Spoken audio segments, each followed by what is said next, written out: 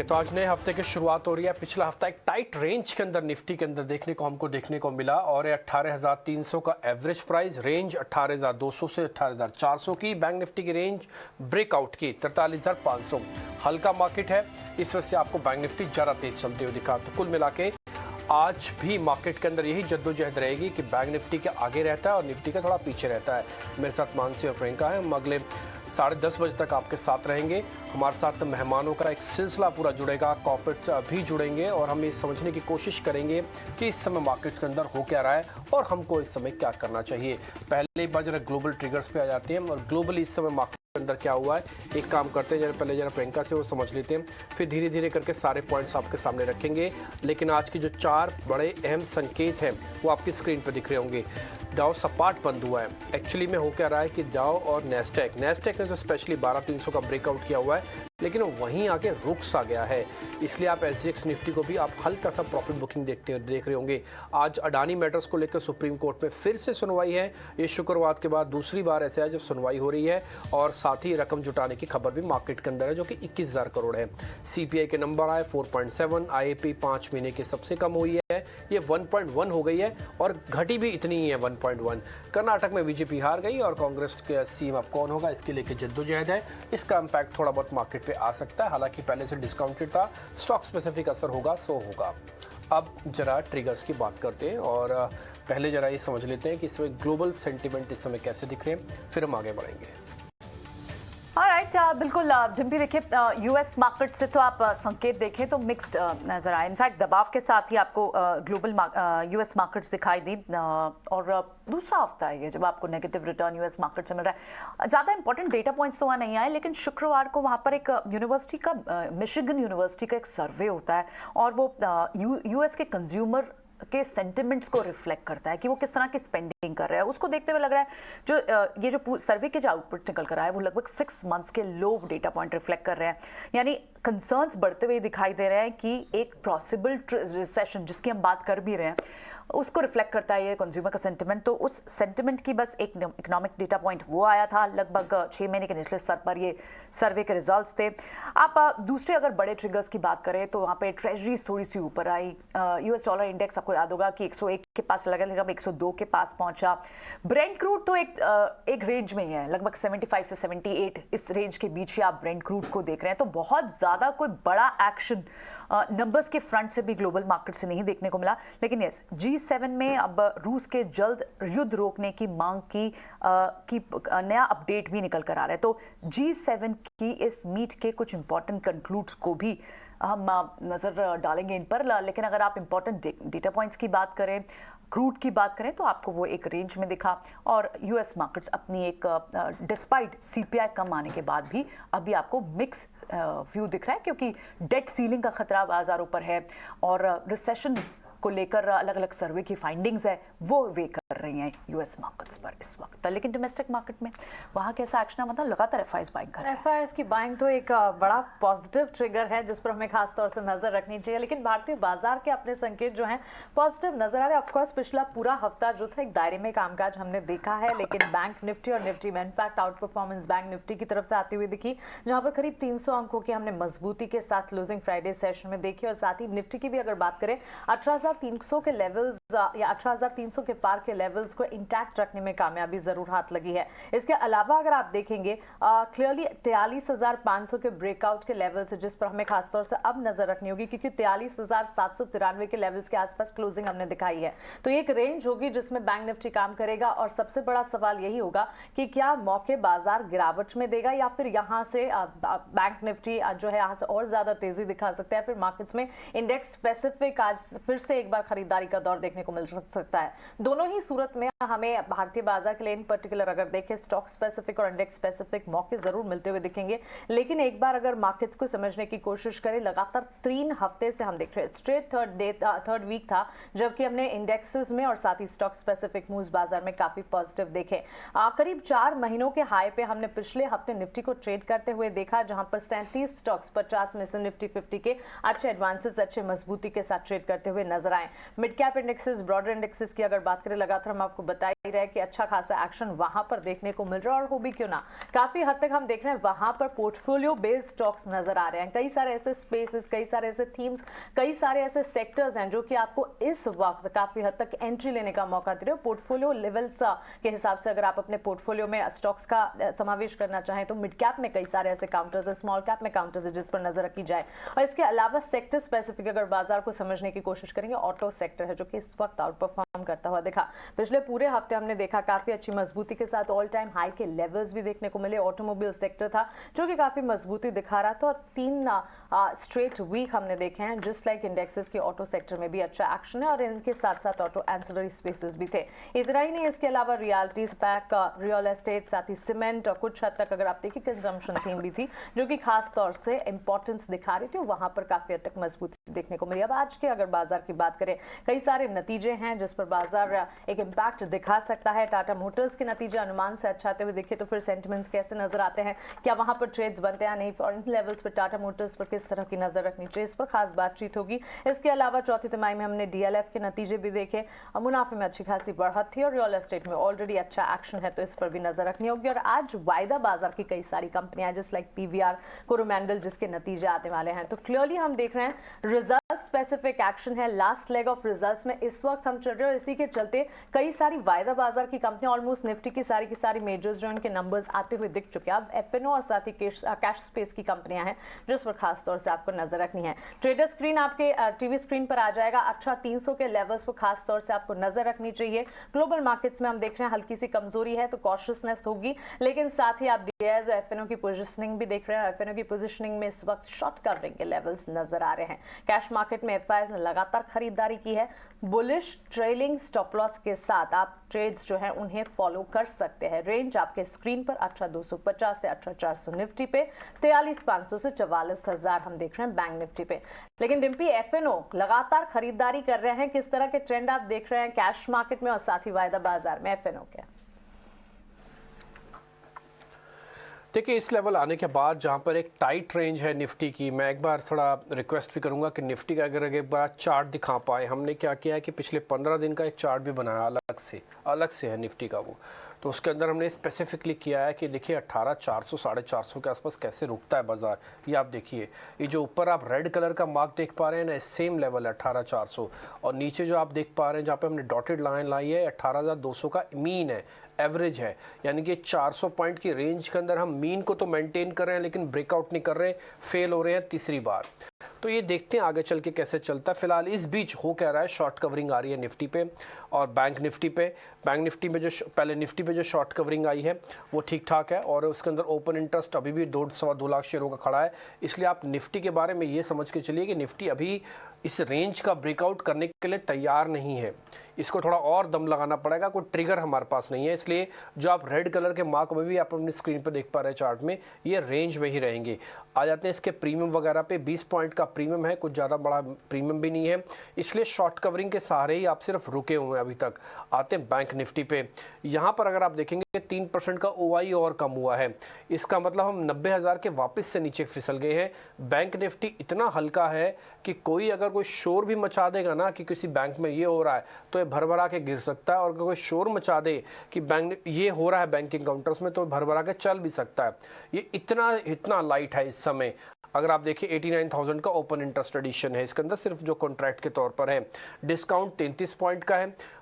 इच्छा शक्ति जो है बैंक निफ्टी में थोड़ी सी कम है, ये मैं आपके सामने क्लियर कर दूं। यानी कि दोनों का लबलो बाबा अगर आप मेरे से पूछेंगे तो क्या है, तो मैं बोलूँगा रेंज है, बट बैंक निफ्टी लाइट होने की वजह से जल्दी रिएक्ट कर रहा है। ये थोड़ा जल्दी रिएक्ट करने वाला बच्चा वो बन चुका है। आते हैं पीसीआर पुट कॉल रेशियो पे, दोनों एक के ऊपर है, बुल्स ग्रिप टाइट है, इसलिए जब भी आपको कोई डिप मिले एनालिस्ट बार बार यही कह रहे हैं कि आप इसको खरीद लीजिए। वो पीसीआर को देख के कह रहे हैं, वो डाटा को देख के कह रहे हैं, वो एवरेजेस को देख के कह रहे हैं, वो डीएमए को देख के कह रहे हैं। इसलिए आप अभी भी यही ध्यान रखिएगा कि आपको या तो ट्रेलिंग लगाना है या तो बाइंग ऑन डिप्स करना है।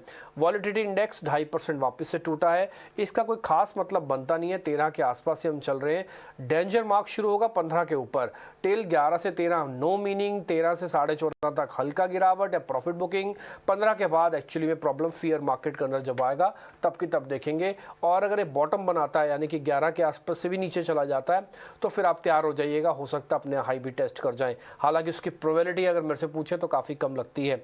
आते हैं एफआईज के ट्रेड पे। कैश सेगमेंट में सिर्फ खरीदारी है मोटे तौर पर, और सभी सेगमेंट में आप देखेंगे हल्की हल्की बिकवाली है। तो कैश का तो स्ट्रेट डे चल रहा है 12 दिन, लेकिन अगर आप अंदर खाने जाके चेक करेंगे ना एफआईज को तो उतना अच्छी तस्वीर अब नहीं बन रही है। अब वो रुक से गए हैं, एक्चुअली मैं बोलूँगा रुक गए हैं। उन्होंने प्रॉफिट बुकिंग नहीं की है बट वो रुक गए हैं, अब वो पैसा नहीं डाल रहे हैं इंडियन मार्केट्स में। आते हैं रिटेल पे।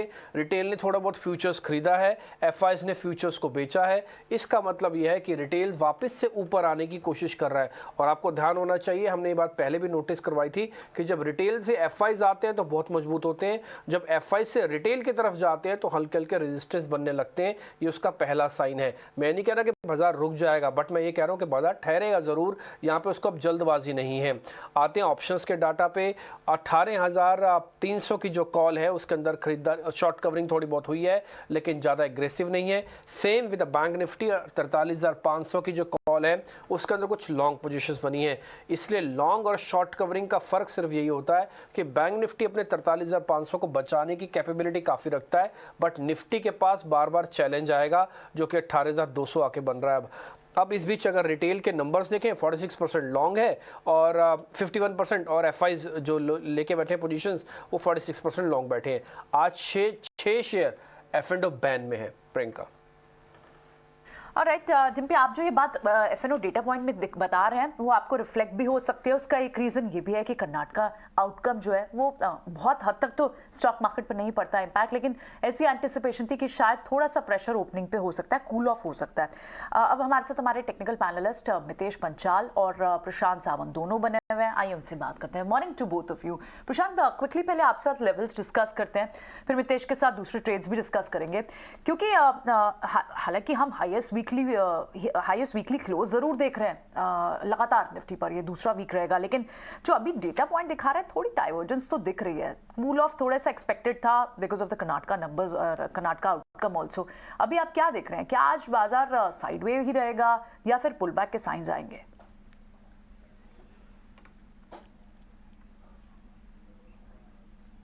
Unmute yourself, Prashant. Priyanka, good morning to everyone and सभी दर्शकों को नमस्कार। तो जहां तक निफ्टी की बात है, दोनों इंडेक्सेस पे बात करूंगा। हम 18,330 में फ्यूचर्स के लेवल की बात कर रहा हूँ, ऑलमोस्ट 18,330 इस लेवल पे क्लोज हुए थे।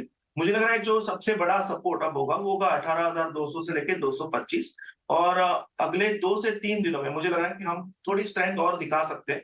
और क्यों, इसकी वजह मैं आपको बता रहा हूँ। जो ओवरऑल इमोशन होगा ऑन द स्ट्रीट वो ये होगा कि आज मार्केट डाउन जाएगा, शॉर्ट होना चाहिए। नॉर्मली मार्केट इसके ऑलवेज अगेंस्ट एक मूव देता है, वो मूव मैं अगले 2 से 3 दिनों में एक्सपेक्ट कर रहा हूँ। वहां शायद हो सकता है कि एक अगले एक्सपायरी के पहले, यानी जो मंथली एक्सपायरी है उसके पहले का एक इंटरमीडिएट टॉप बन जाए, तो वहां पे मेरी सलाह होगी प्रॉफिट बुक कर लीजिए। आज शायद हम जब भी इन 2 से 3 दिनों में आपको फ्यूचर्स में 18,400 से लेके 430 ये लेवल दिख जाए तो मैं डेफिनेटली कहूंगा प्रॉफिट बांध लीजिए। और डाउन साइड पे आपका जो स्टॉप लॉस होना चाहिए वो, जैसे मैंने कहा, 18,200 से लेके 225 इस जोन में होना चाहिए स्ट्रिक्टली फ्यूचर्स में। ओवरऑल मुझे लग रहा है कि इंडेक्स थोड़ा सा कंसोलिडेट कर सकता है। वीकनेस नहीं, शॉर्टिंग की सलाह नहीं होगी, बट प्रॉफिट पाने की सलाह डेफिनेटली होगी। बट इसके सामने मैं जब बैंक निफ्टी देख रहा हूँ तो यहाँ पे अगर कोई डिप मिल जाए तो आप करीबन, अगर जितना आप 43,100 के करीब खरीद सकते हो, तो मुझे लग रहा है यहाँ पे आप 42,800 42,800 के आसपास स्टॉप लॉस रख के करीबन 44,000 से लेके 44,100 इसके लिए होल्ड कर सकते हो। इसकी अहम वजह होगी एक्सिस बैंक। एक्सिस बैंक अगर हम देखें तो करीबन 900 के ऊपर क्लोज हुआ है, 905 के लेवल में। यहां से मुझे लग रहा है कि axis bank single handedly bank Nifty को लीड कर सकता है, काफी अंडर परफॉर्मर रहा है। तो बैंक निफ्टी में मेरी बाय की सलाह होगी, अगर डिप मिल जाए। निफ्टी में होल्ड एंड प्रॉफिट बुकिंग की सलाह होगी। निफ्टी में तो खरीदारी के मौके एक्सिस बैंक पर खास नजर रखेंगे Prashant, as you are saying. Of course वहां से एक्सिस बैंक में इनफैक्ट स्ट्रेंथ जो है बिल्टअप होती नजर आ भी सकती है, और प्रॉफिट बुकिंग या फिर होल्ड पोजीशंस इंटैक्ट रखनी, 18,400 के लेवल्स पर नजर रखें, ये कहना है प्रशांत का। मितेश, कंसोलिडेशन क्या आप भी एंटिसिपेट कर रहे हैं मार्केट्स में? क्या स्ट्रैटेजी बनाएंगे? Good morning. Good morning Mansi ji. Definitely जिस तरीके से सिस्टम और मेथड जो डेटा पूल करके की है उसके हिसाब से एज ऑफ नाउ मार्केट जो है वो कंसोलिडेशन फेज में जाएगा और उसके बाद एक बहुत ही बड़ी तेजी हम लोग इंडियन मार्केट में देख रहे हैं। So till the election, general election, बाजार एक ब्रॉडर रेंज में जाएगा। तो हर एक जो मौका है बाजार में वो खरीदारी के लिए ढूंढना चाहिए। हमें नहीं लग रहा है कि हेडलाइन इंडेक्स में 3 से 5% का कभी भी गोइंग फॉरवर्ड एक करेक्शन आएगा। हल्का फुल्का 1-2% का करेक्शन आ सकता है। तो रुझान यही है और इस रुझान के पीछे दो प्रमुख कारण हैं। पहला ये है कि अगर आप सेक्टोरियल इंडाइसिस का अगर आप पूरा एनालिसिस करोगे, BSE reality sector, BSE reality index या फिर एमएनसी इंडेक्स या फिर आप ले लो फार्मा इंडेक्स, ऑटो इंडेक्स, तो जो सेक्टोरियल इंडाइसिस है वो बहुत ही स्ट्रांगली पॉइज्ड है ये लेवल के ऊपर एक स्ट्रांग ब्रेकआउट देने के लिए। Apart from that PSU stocks का परफॉर्मेंस जो है, barring banks, I am not talking about PSU banks, लेकिन अगर आप पीएसयू बास्केट में से पीएसयू बैंक्स को निकाल दे तो बाकी के जो भी पीएसयू, उसकी अभी जो चार्ट पैटर्न है based on system on method, वो बहुत ही कैटेगरिकली इंडिकेट कर रही है कि बहुत ही बड़ी तेजी पीएसयू बास्केट में आनी चाहिए। तो सेक्टोरियल इंडाइसिस, पीएसयू का परफॉर्मेंस और जिस तरीके से निफ्टी और बैंक निफ्टी का बिहेवियर है, ये पूरा इंडिकेट यही करता है कि going forward bye on dips की रणनीति ही रखनी चाहिए और कोई भी करेक्शन आता है तो उसको बाय साइड ट्रेड फॉर्मेशन के लिए यूज करना चाहिए। हमारे हिसाब से इंडेक्स एक ब्रॉडर रेंज में रहेगा टिल द जनरल इलेक्शन और ब्रॉडर मार्केट में मिड कैप और स्मॉल कैप स्टॉक्स बहुत ही अच्छी तरीके से चलेंगे। तो हमारा पूरा अभी जो फोकस है वो सेक्टोरियल इंडाइसिस पे है, पीएसयू बास्केट पे है और सिलेक्टेड मिड कैप और स्मॉल कैप स्टॉक्स के ऊपर है। इंडेक्स के ऊपर हमारा व्यू यही है कि अगर आपको डिप मिलता है तो यू शुड बाय इट। बहुत बड़ा करेक्शन यहाँ पे हम नहीं देख रहे हैं। चलिए, तो रुझान पॉजिटिव हैं। दोनों एक्सपर्ट्स ने अपनी टेक्निकल आउटलुक हमारे साथ शेयर किए हैं। उनके ट्रेडिंग आइडियाज पर भी फोकस रहेगा, उस पर भी बातचीत करेंगे और ट्रेडिंग स्टॉक आइडियाज भी जानेंगे। लेकिन इससे पहले त्रिमूर्ति सेगमेंट में आज डिफेंस स्पेस है, टेक्नोलॉजी स्टॉक्स हैं और साथ ही pharma health care diagnostic spaces भी हैं जिससे जुड़ी खबरें हैं। शरद हमें सारे के सारे स्टॉक्स बता रहे थे। शरद, गुड मॉर्निंग, बताइए। जी बिल्कुल, डिफेंस स्टॉक्स फोकस में रहने वाले हैं और यहाँ पे जो है चौथी इंडिजिनस लिस्ट को जो है अनाउंस कर दिया गया है, जहाँ पे लगभग 928 आइटम्स को इंक्लूड किया गया इस लिस्ट में। अगर देखा जाए तो इंपोर्ट सब्स्टिट्यूशन हो सकता है लगभग 720 करोड़ रुपए का। और ओवरऑल अगर इन आइटम्स के बारे में बात करें तो इसमें आपके ट्रेनर हैं, फाइटर एयरक्राफ्ट्स है, वॉरशिप्स है और जो कंपनीज ऑलरेडी एम्पैनल्ड है वो इंक्लूड करते हैं आपके BL, HL, मजगांव डॉक जैसे कंपनीज़ में। तो इन स्टॉक्स को ज़रूर आज फोकस में रखिएगा। दूसरा ग्रुप ऑफ स्टॉक्स रहेगा डील स्पेसिफिक और सबसे पहले जी में फोकस रहेगा। यहाँ पे UK based investment firm Plutus wealth ने जो है लगभग 0.7% स्टेक की जो है खरीदारी की है, यानी कि लगभग 65 लाख शेयर्स का बाइंग हुआ है। इसके अलावा अगर बात करें तो नज़ारा टेक में सोसाइटी जनरल ने भी जो है लगभग 6 लाख शेयर्स की एक्विजिशन की है, जो ऑलमोस्ट कह सकते हैं 0.9% स्टेक है। और तीसरा स्टॉक जिनके ट्रेड में रहने वाला है फोकस में वो है डॉक्टर रेड्डीज लैब्स, जहाँ पे कंपनी को 4 ऑब्जर्वेशंस आए हैं US FDA द्वारा उनके आंध्र प्रदेश के प्लांट में। ठीक है, तो ये 3 अहम खबरें हैं जिसकी वजह से आप इन तीनों शेयर्स पे आज ज़्यादा मोमेंटम देखेंगे। चेक करेंगे जी एंटरटेनमेंट को। आपको पता है अनवाइंडिंग का प्रेशर चल रहा है, लेकिन इस अनवाइंडिंग के प्रेशर में अगर कोई फंड आगे खरीदारी कर ले तो फिर तो बड़ा इंपॉर्टेंट हो जाता है। तो समझना ये जरूरी है कि क्या बेस बना हुआ है या फिर फंड के पास कुछ इनसाइडर इंफॉर्मेशन है जिसकी वजह से वो खरीदारी इस पर कर रहा है। जी एंटरटेनमेंट का एक बार जरा चार्ट लेके आइए प्रशांत जी, जरा देख के बताइए। 184 रुपये के आसपास खरीदा गया है फंड की तरफ से, ये 65 लाख माफ़ कीजिए बेचे गए हैं। तो क्या ये एक सपोर्ट एरिया है, क्या ये जो ब्रेक हो रहा है, या फिर एक सपोर्ट एरिया है जो कि वापस बॉट होगा? आपको याद है पिछली बार भी जब हमने शायद इस पे मैंने एक बार बहुत पहले शॉर्ट लिया था और मैंने कहा था कि ये स्टॉक मैं नॉर्मली शॉर्टिंग के लिए ही रिकमेंड करता हूँ। जब ये रेजिस्टेंस पे आए मैं इसमें बाइंग रिकमेंड नहीं करता हूँ। आज भी उसी सलाह पे रहूंगा क्योंकि इसमें बहुत ओवरनाइट न्यूज आके एक नेगेटिव रिएक्शन आती है। अगर हम सपोर्ट्स की बात करें तो इसका सपोर्ट स्पॉट में 175 होगा। इसके नीचे क्लोज होने पे और ज्यादा वीकनेस आ सकती है। तो मैं सिर्फ ये सजेस्ट करूंगा कि जिनके पास पोजीशन हो ये 175 क्लोजिंग बेसिस का एक स्ट्रिक्ट स्टॉप लॉस रखे। फ्रेश बाइंग में बिल्कुल भी स्टॉक में सजेस्ट नहीं करूंगा। काफी बेहतर ऑप्शन है तो वहां पे ध्यान रखिए। सिर्फ जिनके पास पोजीशन हो 175 क्लोजिंग बेसिस को फॉलो कर सकते। ठीक है, ऑलराइट, तो ये जी पर आपका एक व्यू रहा। इनफैक्ट आज बहुत सारे और ट्रेड्स भी हैं जो आगे हम डिस्कस करेंगे अच्छे नंबर्स पे। टाटा मोटर्स ऑलरेडी चल रहा था, अच्छे नंबर्स के बाद भी क्या अप मूव पॉसिबल है? मितेश तो 750 तक का टारगेट दे चुके हैं, मुझे याद है लास्ट टाइम जब उन्होंने बात की थी। कुछ और दूसरे जो स्टॉक्स है, डीएलएफ के अच्छे नंबर्स आए, इनफैक्ट सफायर फूड्स इनके बहुत अच्छे, एचपीसीएल के मार्जिन में सिग्निफिकेंट इंप्रूवमेंट आई। इन सारे नंबर्स को भी डिस्कस करेंगे, लेकिन एक स्पेस जो और हाईलाइट कर रहे थे हमें, डिफेंस स्पेस, शरद हमें हाईलाइट कर रहे थे। क्या आज इस बेसिस पर, और अभी मितेश आप जैसे कह रहे हैं ना, पीएसयू बैंक स्पेस में पीएसयू बास्केट को सिर्फ छोड़ दें, पीएसयू बैंक्स बास्केट को सिर्फ छोड़ दें तो पूरा PSU space, I will agree with you. और हम इनफैक्ट पिछले 2-3 वीक से रियलाइज भी करवा रहे हैं, बार बार ऑन एयर भी बोल रहे हैं कि एक अच्छे खासे मल्टी ईयर ब्रेकआउट पर आपको पीएसयू बास्केट पूरी दिख रही है और सारी ही पॉकेट्स पे अच्छी मूव है। तो क्या आप एचएएल या फिर बीडीएल जैसे स्टॉक्स को खरीदेंगे आज? एग्जैक्टली अगर देखा जाए प्रियंका जी, तो पूरे बास्केट में जो बहुत ही प्रॉमिसिंग लग रहा है वो 2 स्टॉक हैं। पहला स्टॉक है आपने जो बोला वो एचएएल, हिंदुस्तान एरोनॉटिक्स लिमिटेड, अभी ऑल टाइम हाई के ऊपर ही ट्रेड कर रहा है और हमें लग रहा है कि यहाँ से एक बहुत ही स्ट्रॉन्ग रैली इसमें अनफोल्ड होगी। हमारे बहुत ही एग्रेसिव टारगेट है इसमें 3250 और 3500 के अगले 9 से 12 महीने में। दूसरा जो स्टॉक बहुत प्रॉमिसिंग और बहुत सालों आपने जो बोला हो, मल्टी ईयर ब्रेकआउट जिसको बोलते हैं हम लोग टेक्निकल लैंग्वेज में, वो है भेल का। वी आर वेटिंग फॉर भेल टू क्रॉस 91 जो उसका 2022 का हाई था। सो 91.55 टू बी वेरी प्रिसाइज। जैसे ही ये स्टॉक क्रॉस करता है उसके बाद सीधा उसका टारगेट आता है 121 और 200।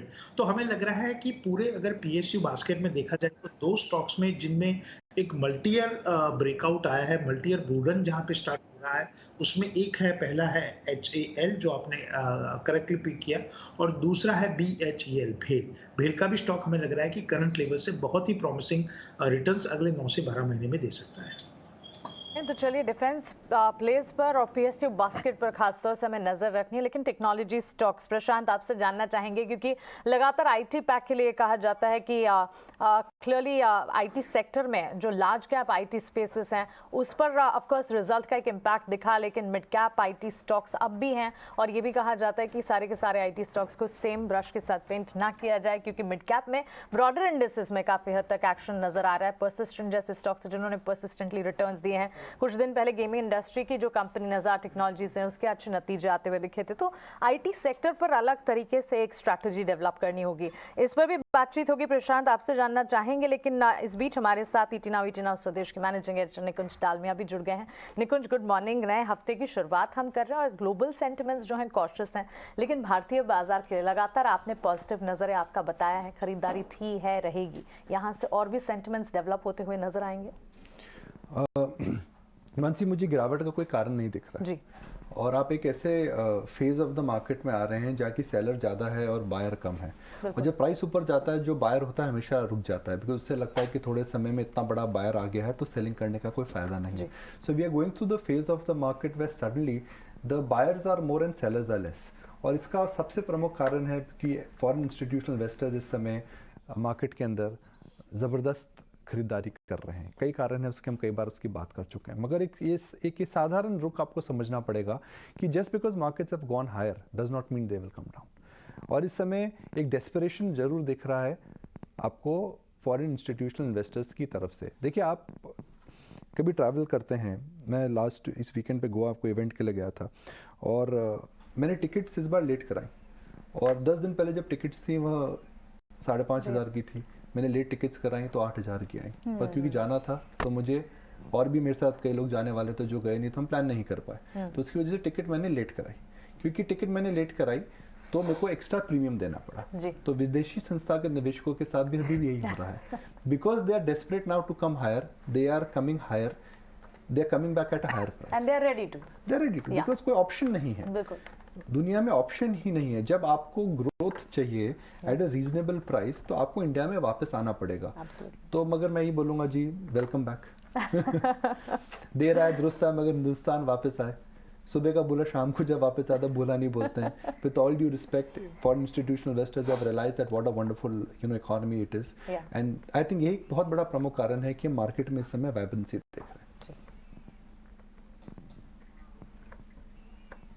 मॉर्निंग एक पॉइंट आ रहा है और समझना है, वो अडानी ग्रुप के रिगार्डिंग है शेयर्स में। एक तो सुनवाई जारी है, आपको मालूम है फ्राइडे को भी हुई, थोड़ा समय मांगा गया, सुप्रीम कोर्ट समय देने के लिए तैयार नहीं है, और इस बीच 21,000 करोड़ रुपए की अब खबर भी आ गई है वो जुटाना चाहते हैं।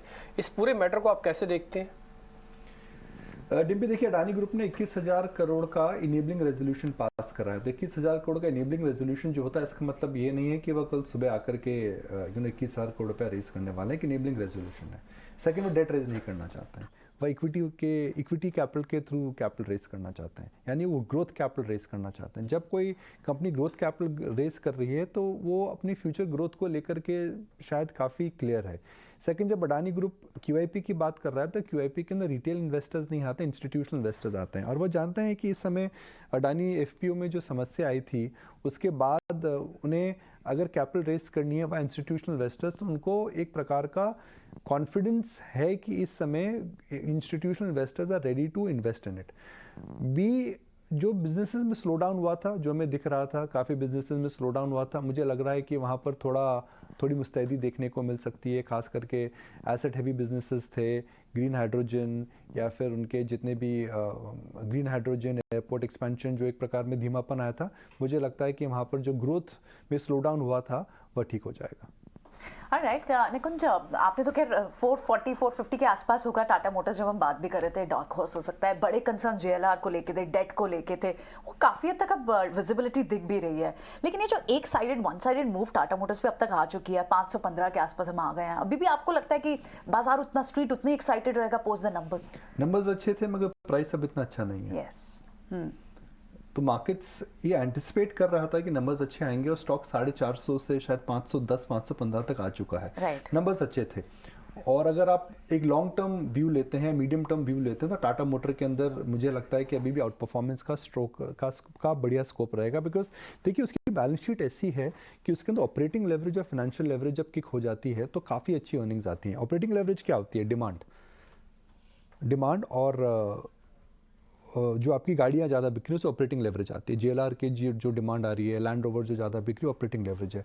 फाइनेंशियल लेवरेज जब आती है जब आप डेट कम करते हैं, और डेट कम करते हैं तो सीधा प्रभाव आपके बैलेंस शीट में पड़ता है। अभी जब ये दोनों कॉम्बिनेशन एक साथ आ जाते हैं तो मेरे हिसाब से इसका सीधा असर आपके स्टॉक में पड़ता है।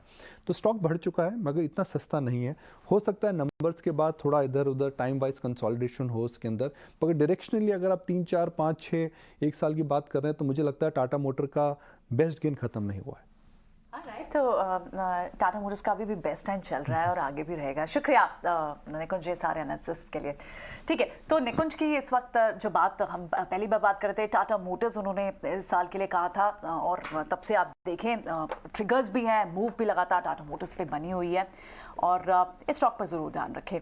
आज देखना होगा कि नंबर्स आने के बाद क्या स्ट्रीट उसी तरह का एक्साइटमेंट दिखाता है जो नंबर से पहले भी था, या फिर थोड़ी बहुत प्रॉफिट बुकिंग आ सकती है, लेट्स सी। लेकिन एक बड़ा मैटर जो बाजार पे कंप्लीटली वे कर सकता है इस ग्रुप स्टॉक के लिए बहुत ज़रूरी है, वो है अडानी ग्रुप स्टॉक्स। हमारे साथ विनीत बुलंजकर बने हुए हैं। 3 बड़े मैटर्स हैं Adani group companies ASM framework से, 3 कंपनीज बाहर हुई हैं ASM फ्रेमवर्क से। सुप्रीम कोर्ट की सुनवाई अडानी मामले पे आज के लिए टली है, उस पर क्या कुछ निकल कर आ सकता है। और तीसरा जो फंड रेजिंग की बड़ी खबर है, अडानी ग्रुप लगभग 21,000 करोड़ जुटाने फंड रेज करने की बोर्ड की तरफ से मंजूरी मिल गई है। गुड मॉर्निंग विनीत, बाजार स्ट्रीट कैसे देखेगा इस पूरी न्यूज़ को, क्योंकि बड़े कंसर्न सिर्फ इसी बात पे थे, अडानी के डेट मैटर्स को लेकर, उनके फंड रेजिंग को लेकर, स्पेशली लास्ट जो उन्होंने अपना FPO कैंसिल किया था, और उसके बाद कॉन्फिडेंस हालांकि वापस आया है, बड़े इन्वेस्टर्स आए GQG, तो लगातार ये ग्रुप जो है फोकस में रहेगा, न्यूज़ में है भी। इस मैटर से आप इस वक्त अडानी स्टॉक्स की चाल को कैसे देखते हैं? देखिए, एक बहुत इंटरेस्टिंग चीज जो हमें देखनी चाहिए फंड रेज में ये है कि पहले उनको 20,000 करोड़ रुपीस सिर्फ अडानी एंटरप्राइजेस में लाने चाहिए थे, लेकिन अभी हम देख रहे हैं कि वो 21,000 करोड़ अक्रॉस द ग्रुप लेके आ रहे हैं, है ना। सो उनकी अडानी एंटरप्राइजेस की रिक्वायरमेंट 12,500 करोड़ हो गई है। ये दर्शाता है कि उन्होंने 7,500-8,000 करोड़ का इंतजाम कहीं और से कर लिया है।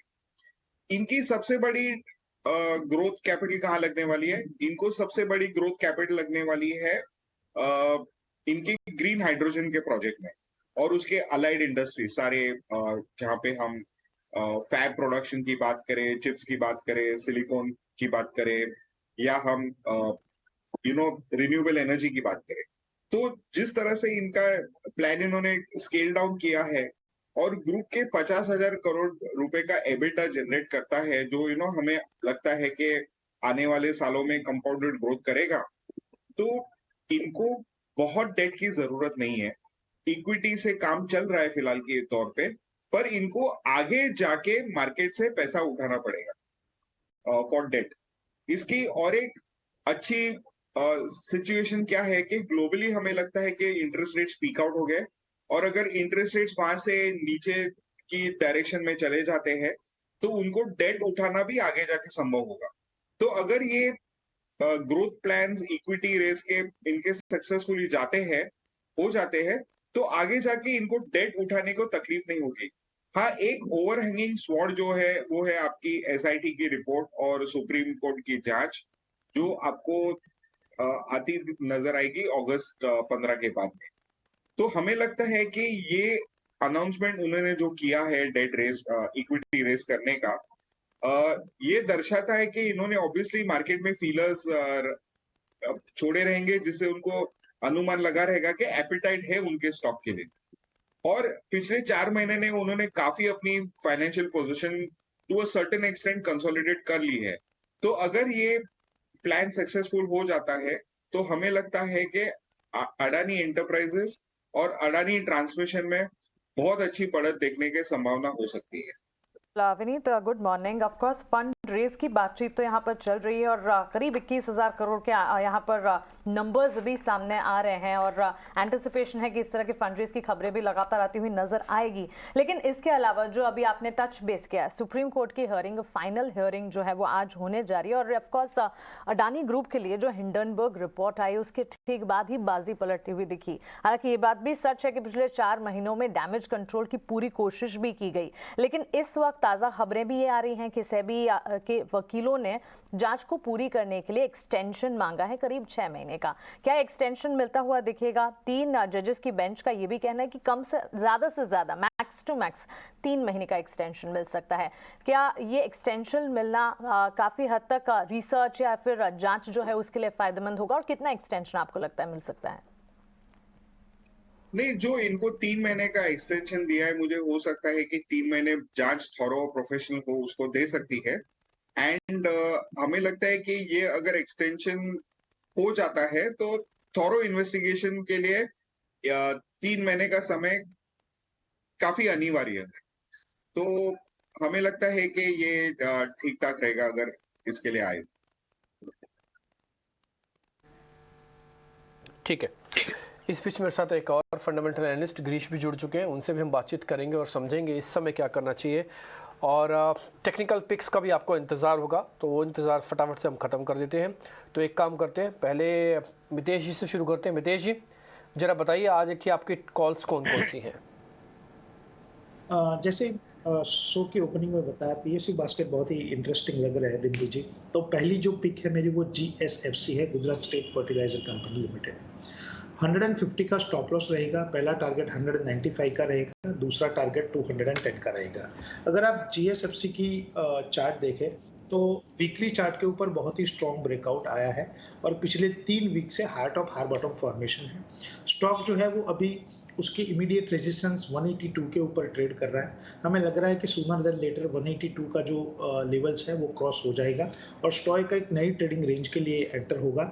यहाँ पे फिलहाल लुकिंग एट द फॉर्मेट हमने छोटा टारगेट दिया है 195 और 210 का, लेकिन हमें लग रहा है कि अल्टीमेटली स्टॉक जो है वो एक 280 से लेकर 300 के रेंज में अगले 9 से 12 महीने में जाने की पूरी क्षमता रखता है। तो बहुत ही स्ट्रॉन्ग ट्रेंड रिवर्सल है GSFC में, उसको डेफिनेटली करंट लेवल के ऊपर बाय किया जा सकता है। दूसरा है चोलामंडलम इन्वेस्टमेंट। अगर चोलामंडलम फाइनेंस, अगर चोलामंडलम फाइनेंस की बात करें तो सिमिलर चार्ट पैटर्न है। पिछले 3 वीक में high top high bottom formation बने हैं और यहाँ पे जो स्टॉक है एक नई ट्रेडिंग रेंज के लिए एंटर होने के लिए रेडी है। स्टॉप लॉस 740 का लगाना है। पहला टारगेट रहेगा 810 का, दूसरा टारगेट रहेगा 850 का। अगर स्ट्रक्चर की बात करें तो मंथली चार्ट के ऊपर बहुत ही लंबी अवधि के बाद, जैसे अभी जो हम ब्रेकआउट देख रहे करंट मंथ का, ऐसा ब्रेकआउट आया था नवंबर 2020 में, जहां पे स्टॉक 362 से शुरू होकर छलांग लगा के उसने अपर लेवल 580 का टेस्ट किया था। उसके बाद ऐसा ब्रेकआउट हमने पहली बार देखा है 2 सालों में। तो हमारे हिसाब से मंथली और वीकली स्ट्रक्चर बहुत पॉजिटिव है। ये स्टॉक अगले again looking at the format हमने छोटा टारगेट दिया है, लेकिन अगेन ये स्टॉक जो है वो अल्टीमेटली 4 डिजिट में एंटर होगा और हमारा 9 से 12 महीने के लंबी अवधि का टारगेट है 1000 रुपया। तो जीएसएफसी और चोलामंडलम फाइनेंस दोनों में एक बहुत ही स्ट्रॉन्ग ट्रेंड रिवर्सल है। दोनों स्टॉक्स पोर्टफोलियो में टेक्निकली लिए जा सकते हैं। पोजिशनल टारगेट्स देते हैं मितेश, तो थोड़ा सा आपको रुकना होगा इन स्टॉक्स में। लेकिन आज प्रशांत कौन से स्टॉक्स लेकर आए हैं हमारे लिए? प्रशांत बताएं, कोई इंट्राडे स्टॉक्स भी हैं या फिर आपके पास भी 2-3 दिन के पोजिशनल स्टॉक्स हैं? और एक पोजिशनल होगा, जो स्विंग ट्रेड होगा वो होगा इंडियन होटल्स। तो यहाँ पे आप 249 249 क्लोजिंग बेसिस पे स्टॉप लॉस रखिए। मुझे लग रहा है ये 285 से लेके 290 के लेवल दिखा सकता है स्पॉट में। तो ये फर्स्ट पिक होगा। और एक पोजिशनल पिक होगा एफडीसी। यहाँ पे मैं स्टॉप लॉस रखूंगा 270 270 क्लोजिंग बेसिस। मेरा टारगेट होगा 345 से लेके 350 के आसपास। ट्रेडिंग आइडियाज़ हमारे टेक्निकल एक्सपर्ट्स के आपके सामने हैं और ख़रीदारी के कॉल्स हैं और इसमें कई सारे सेगमेंट्स हैं जिस पर नज़र रखनी है और पीएसयू बास्केट पर भी फोकस होना चाहिए। लेकिन इस बीच हमारे फंडामेंटल पैनल पर गिरीश सोडानी हमारे साथ जुड़ गए हैं, उनका भी स्वागत करते हैं। गिरीश, गुड मॉर्निंग, स्वागत है आपका 18 नाउ स्वदेश पर। शुरुआत में ऑटोमोबाइल सेक्टर के साथ ही करना चाहूँगी। फंडामेंटल आउटलुक ऑटोमोबाइल सेक्टर का लगातार 3 हफ्तों से हम अच्छा खासा एक्शन भी देख रहे हैं। अब ताज़ा अगर देखेंगे टाटा मोटर्स के नंबर्स आए, अनुमान से बेहतर नतीजे देखने को लिखे।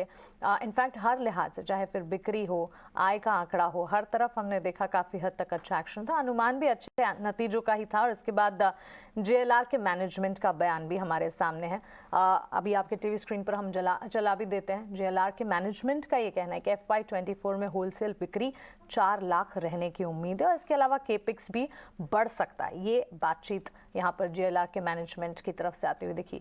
ऑटो पैक में टाटा मोटर्स अभी थोड़ी देर पहले निकुंज के साथ डिस्कस भी कर रहे थे। गिरीश, कैसे देखते हैं आप इस स्पेस को? देखिए, टाटा मोटर्स के results quarter on quarter basis पे भी काफी इम्प्रोवाइज आए हैं, क्योंकि जेएलआर और दूसरे जो भी प्रीमियम गाड़ियों की सेल्स है वो भी अप्रोक्सीमेटली 25 से 30% के ईयर ऑन ईयर बेसिस की ग्रोथ से बढ़ रही है और इंडिया में ऑब्वियसली ये प्रोपोजिशन बहुत अच्छा है। तो कहीं पे भी ये नंबर्स हमें बहुत अच्छे दिखाई देते हैं। अपार्ट फ्रॉम दैट, इनका जो नया रीस्ट्रक्चरिंग मॉडल है, ये लोग ईवी के ऊपर कॉम्बिनेशंस, हाइब्रिड कार्स, इन सब का जो कॉन्सेप्ट्स लेके आ रहे हैं, नए डेवलपमेंट्स कर रहे हैं in the term of technologies part also. तो कहीं पे भी ये नंबर्स ऑब्वियसली ये डेफिनेटली सूट करते हैं। अपार्ट फ्रॉम दैट, इन लोगों ने जो नया एक्सपांशन मोड लेके आए हैं in the plant of new propositions के नए जो कार लॉन्चेस रखे हैं इन्होंने अगले 2 साल के प्लानिंग को लेके, apart from not for the JBR but जो टाटा मोटर्स की कोर प्रोडक्ट लाइन्स हैं उनको लेकर भी। तो ये नंबर्स हमें आगे फर्दरली ग्रोथ पे भी दिखाई देंगे ही।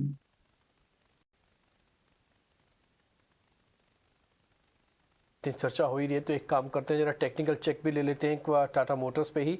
एक बार प्रशांत अपना व्यू पॉइंट देंगे। टाटा मोटर्स थोड़ा महंगा हो गया है ऐसा लग रहा है प्राइस को देख के, लेकिन एंट्री अगर वापस से करनी हो तो किस लेवल पे हो सकती है? डिम्पी जी, अभी ये अगर हम देखें तो प्रीवियस डे लो को टच भी नहीं कर रहा है, जो कि एक बहुत स्ट्रॉन्ग साइन होती है।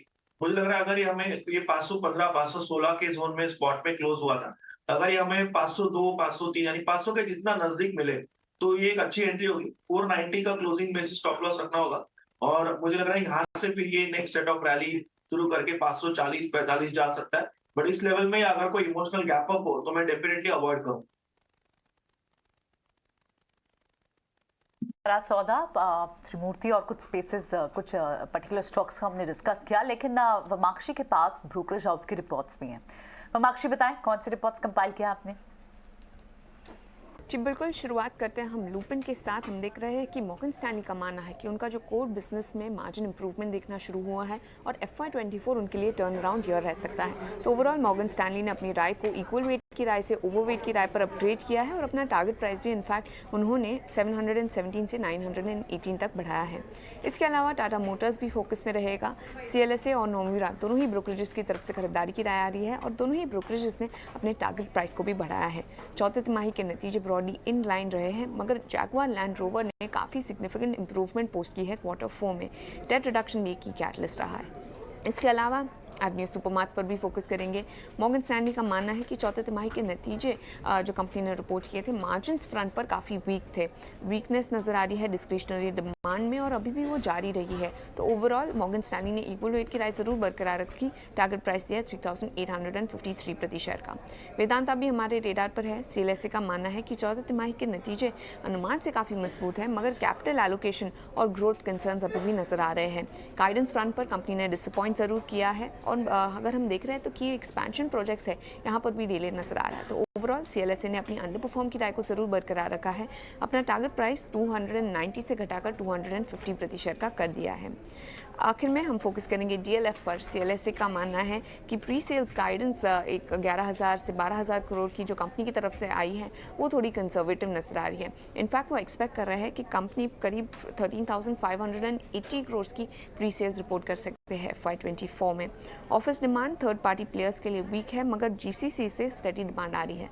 तो ओवरऑल CLSA ने खरीदारी की राय को बरकरार रखा है और अपना टारगेट प्राइस 458 से बढ़ाकर 540 प्रति शेयर का कर दिया है। Alright Vimakshi, thanks very much. तो कई सारी रिपोर्ट्स टाटा मोटर्स पर तो टारगेट ऊपर के दिख रहे हैं, लेकिन जो दूसरे नंबर्स आए उनमें DLF के रिपोर्ट है, एवेन्यू सुपरमार्ट्स पे भी एक मॉर्गन स्टैनली की रिपोर्ट है। एक बार इसे गिरीश के साथ डिस्कस करते हैं। गिरीश, कैसे देखा आपने एवेन्यू सुपरमार्ट्स के नंबर्स को? हालांकि उन्होंने ये बात तो कही FMCGs और कंज्यूमर स्टेपल्स वहाँ आउट परफॉर्मेंस थी मर्चेंडाइज और अपैरल के बीच, लेकिन फिर भी कंज्यूमर डिस्क्रिशनरी डिमांड जो है उसमें वीकनेस तो दिख रही है। कैसे देखना चाहिए एवेन्यू सुपरमार्ट्स के नंबर्स को, मिस ऑन मार्जिन्स को? आप आगे के लिए स्टॉक की मूवमेंट को कैसे देख रहे हैं?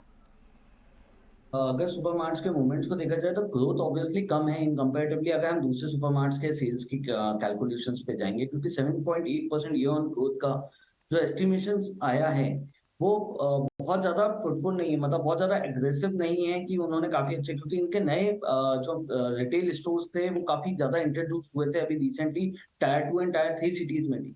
उसके हिसाब से हम एक्सपेक्ट कर रहे थे कि कहीं पे भी ये नंबर्स काफी अच्छे होके आने चाहिए थे। एंड मार्जिन भी फॉलो है 40 बेसिस पॉइंट्स पे, वो भी एक कहीं ना कहीं पॉइंट आ जाता है कि चीजें रीस्ट्रक्चरिंग के लिए काफी एक्चुअली रिक्वायर्ड है। हालांकि एबिटा इन्होंने इंप्रूव करा है 4.5% से ईयर ऑन ईयर बेसिस पे, बट उसके बाद भी नंबर्स बहुत ज्यादा अच्छे नहीं एक्सपेक्ट होते।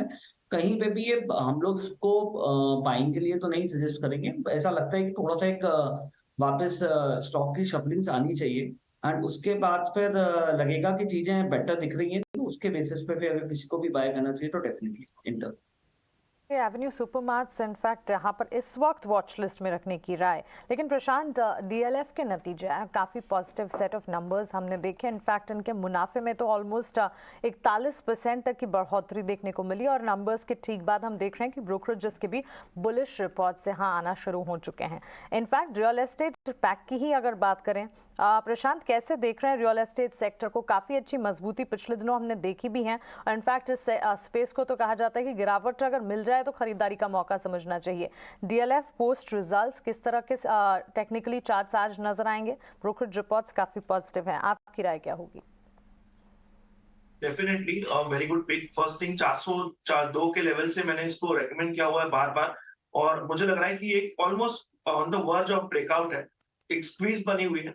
मैं यहाँ पे एंट्री सजेस्ट करूंगा 440 क्लोजिंग के ऊपर, क्योंकि अब थोड़ा रिजल्ट का एक इमोशनल रिएक्शन होगा, तो इसको 440 के ऊपर फ्रेश एंट्री की बात करो, 440 के ऊपर क्लोज होने दीजिए। अगर आपको ये दोपहर में 3:15-3:20 के आसपास 440 के ऊपर दिखे, डेफिनेटली एंटर कर लीजिए। 425 आपका स्टॉप लॉस होना चाहिए। यहाँ से मुझे लग रहा है ये 475-80 के लिए एक रैली शुरू कर सकता है और जिनके पास पोजीशन हो वो डाउन साइड में 420-422 इस जोन में स्टॉप लॉस रख के क्लोजिंग बेस पे बने रह सकते हैं। मोमेंटम जैसे मैंने कहा 440 के ऊपर आएगा। ठीक है। खैर इस बीच हमने अलग अलग स्टॉक्स पे आज इम्पैक्ट देख सकते हैं because of the Karnataka election. Girish, आपने कर्नाटका इलेक्शन को क्लोजली वॉच किया है? अगर किया तो फिर एक सवाल पूछूं आपसे। हाँ प्लीज पूछिए ना। ठीक है, तो आप मेरे को ये बताइए इसका मार्केट पे कितना इम्पैक्ट होगा। से अगर मार्केट में पहले से डिस्काउंटेड था कि कांग्रेस जीत के आएगी और बीजेपी पीछे रह सकती है, तो फिर स्टॉक स्पेसिफिक कहीं असर हो सकता है। हमारे पास जो जानकारी है उसमें ये हो सकता है कि हॉकिंस पे असर आएगा, हेवल्स पे असर आएगा, क्योंकि 2000 पे सीधा महिलाओं को दिए जा रहे हैं। वो 2000 की पॉकेट मनी आप पर मंथ समझ लीजिए, 24,000 रुपया होगा साल का एक महिला पे। तो कंजम्पशन बढ़ सकता है, लिकर को थोड़ा बूस्ट कर सकते हैं, क्योंकि उन्होंने जो फ्रीबीज बांटे हैं उसके लिए पैसा वहाँ से आएगा। और आपको पता है रियल एस्टेट की कुछ एक कंपनीज के साथ अच्छा कांग्रेस का रिलेशन रहता है। इंडियबल हाउसिंग का नाम बहुत नाम निकल के आता है सामने। कुछ आइडिया सर इन सभी स्टॉक्स पे कुछ हो सकता है? देखिए, यूजुअली जैसे हम कर्नाटक इलेक्शंस का एक हिस्ट्री देखें तो कहीं पे भी ये हर साल, मतलब हर बार जब भी इलेक्शंस होते हैं तो नई पार्टीज के ऊपर प्रपोजिशन ऑब्वियसली बैठता ही बैठता है। अगर हम इस बार की बात करेंगे, क्योंकि कांग्रेस आ चुकी है एंड बहुमत से आई है, तो एक बहुत बड़ा फैक्टर भी आ गया है मार्केट के ऊपर। तो कहीं में एक थोड़ा सा सेंटिमेंट हमारे यहाँ बिगड़ता हुआ दिखाई देता है, बिकॉज हम ऑलरेडी सेंट्रल में बीजेपी को देख रहे हैं, तो काफी होल्ड रहा है बीजेपी का। उसके बाद में ये सब सिचुएशन बिगड़ती है तो बाजार में थोड़ा सा एक सेंटिमेंटल बिहेवियर तो आएगा ही आएगा। अपार्ट फ्रॉम दैट, अगर हम स्टॉक स्पेसिफिक पे होके जाएं तो हाँ, ऑब्वियसली हम कंज्यूमर एक फोकस जरूर करेंगे, क्योंकि जो ये बेनिफिट्स दिए हैं कांग्रेस ने और कमिट करे हैं, तो इस कमिटेशन के बेनिफिट्स को आने में एंड फ्लो को आने में थोड़ा सा टाइम जरूर जाएगा।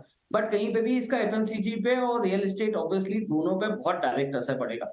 तीसरा एक जो कंज्यूमर मार्केट हम देख रहे हैं, that is the two wheeler market. इसके ऊपर हमको ऐसा लगता है कि ये एक प्रपोजिशन जरूर ध्यान में रखना चाहिए और कहीं पे भी इस पे फोकस करते हुए चलना चाहिए। हीरो मोटो का ऑफ हो गया है, इस टाइप की जो टीवीएस मोटर्स हो गए, इस टाइप के स्टॉक्स पे डेफिनेटली कहीं ना कहीं इसका इम्पैक्ट आना ही चाहिए। तो देखना होगा ये जो सेगमेंट्स डिम्पी हाईलाइट कर रहे थे आज, इन पर इम्पैक्ट कैसा आता है। सेंटिमेंटल इम्पैक्ट हमेशा एक हिस्ट्री रिपीट करती है, कुछ कुछ सेगमेंट्स में वहाँ पर देखने को मिला है। वॉच आउट करेंगे हम इन स्टॉक्स को, लेकिन जहाँ न्यूज़ है उन्हें एक बार स्टडी करते हैं और प्रशांत से एक बार आरवीएनएल डिस्कस करते हैं। प्रशांत, बहुत तेज़ी से चले हैं ये स्टॉक्स, लगातार ऑर्डर्स अब भी मिल रहे हैं। आरवीएनएल को भी एक नया ऑर्डर मिला, लेकिन पिछले हफ्ते में हमने देखा कि थोड़ी सी वहाँ शॉर्ट पोजीशंस भी बनी है, प्रॉफिट भी बुक किया है ट्रेडर्स ने। आरवीएनएल पर आज क्या मूव हो सकती है, क्योंकि अब पूरे रेलवे स्टॉक्स पर जहाँ वन साइडेड मूव थी वहां थोड़ा सा तो प्रॉफिट बुकिंग का प्रेशर बना हुआ है। आरवीएनएल आज क्या ट्रेड होगा इस पर? जी प्रियंका, जब हम 60 से लेके करीबन 140 एक महीने में जाते हैं तो वहां पे अगर प्रॉफिट बुकिंग ना हो तो वहां पे शायद मुझे डाउट आएगा। बट ये बहुत नॉर्मल बिहेवियर है, प्रॉफिट बुकिंग होनी ही चाहिए, क्योंकि ये आपको दिखा रहा है कि स्टॉक लॉजिकली चल रहा है, ग्रीड जोन में नहीं जा रहा है। अभी मेरे हिसाब से जो अहम सपोर्ट लेवल्स होंगे वो 108 से लेके 110 इस जोन में होंगे। जब तक हम इसके नीचे क्लोज नहीं हो जाते हैं तब तक आप हर डिप को बाय कर सकते हैं। आपकी रिस्क करीबन 8 से 10 पॉइंट होगी, तो 108 क्लोजिंग बेसिस के स्टॉप लॉस से आप बाय कीजिए। और यहाँ से थोड़ा बहुत अभी जो रैली आएगी वहां पे पहले जैसी रैली मत एक्सपेक्ट कीजिए। तो स्विंग हाई बने हुए थे 130, 35, 40 के जोन में, वहां तक की रैली आप एक्सपेक्ट कर सकते हो। तो रिस्क रिवॉर्ड के हिसाब से फिर भी जस्टिफाइड है। अगर आपको ये 115 के आसपास मिल जाए तो 108 closing basis stop loss and 130, 35 के टारगेट्स के लिए आप बाय कर सकते हैं। मैं टेक्नोलॉजी काउंटर्स पर भी आपकी राय चाहती थी। आईटी पैक में नज़ारा टेक्नोलॉजीज हम देख रहे हैं फंड बाइंग भी इस वक्त, अभी थोड़ी देर पहले त्रिमूर्ति सेगमेंट में शरद बता भी रहे थे। और इनफैक्ट नज़ारा टेक्नोलॉजीज के नतीजे काफ़ी दमदार रहे थे। कंपनी की सेल्स में ऑलमोस्ट 65% के जंप दिखे और नेक्स्ट वेव जो कि गेमिंग इंडस्ट्री से जुड़ी कंपनी, उसमें भी उन्होंने एडिशनल स्टेक खरीदा है। कैसे देख रहे हैं आप इन पर्टिकुलर? सिर्फ नज़ारा टेक्नोलॉजीज पर ही मैं आपकी राय नहीं जानना चाहती, लेकिन मिड कैप आईटी काउंटर्स पर। जी अमानसी, ये सवाल मेरे लिए? जी बिल्कुल प्रशांत, आपके लिए। तो नजारा की अगर मैं बात करूं तो जो 9 ऑफ मई को जो हाई बना हुआ है करीबन 620 का, ये एक बहुत बड़ा रेजिस्टेंस है। हो सकता है कि इसकी तरफ ये फिर से रैली करे, क्योंकि 200 दिनों की एवरेज वहां पे 610 की। ओवरऑल स्ट्रक्चर कंसोलिडेशन में ब्रेकआउट इसी हाई के ऊपर यानी 610 के ऊपर आएगा। अभी के लिए जिनके पास पोजीशन हो वो 545 के स्टॉप लॉस से बने रह सकते हो। पर अगर आप मुझे पर्सनल मेरी चॉइस पूछे तो मुझे लग रहा है कि बिरला सॉफ्ट यहाँ पे मुझे काफी अच्छा लगा है। ये करीबन 307, 308 के जोन में, यहाँ पे आप 295, 298 इस जोन में स्टॉप लॉस रख के बाय कर सकते हो। और मुझे लग रहा है ये करीबन 330, 35 की तरफ जा सकता है। और एक और स्टॉक जो हम काफी बार मतलब कभी इग्नोर करते हैं, डिस्कस नहीं करते, वो था ओरेकल फाइनेंशियल सर्विसेज। ये अभी करीबन 3550 पे।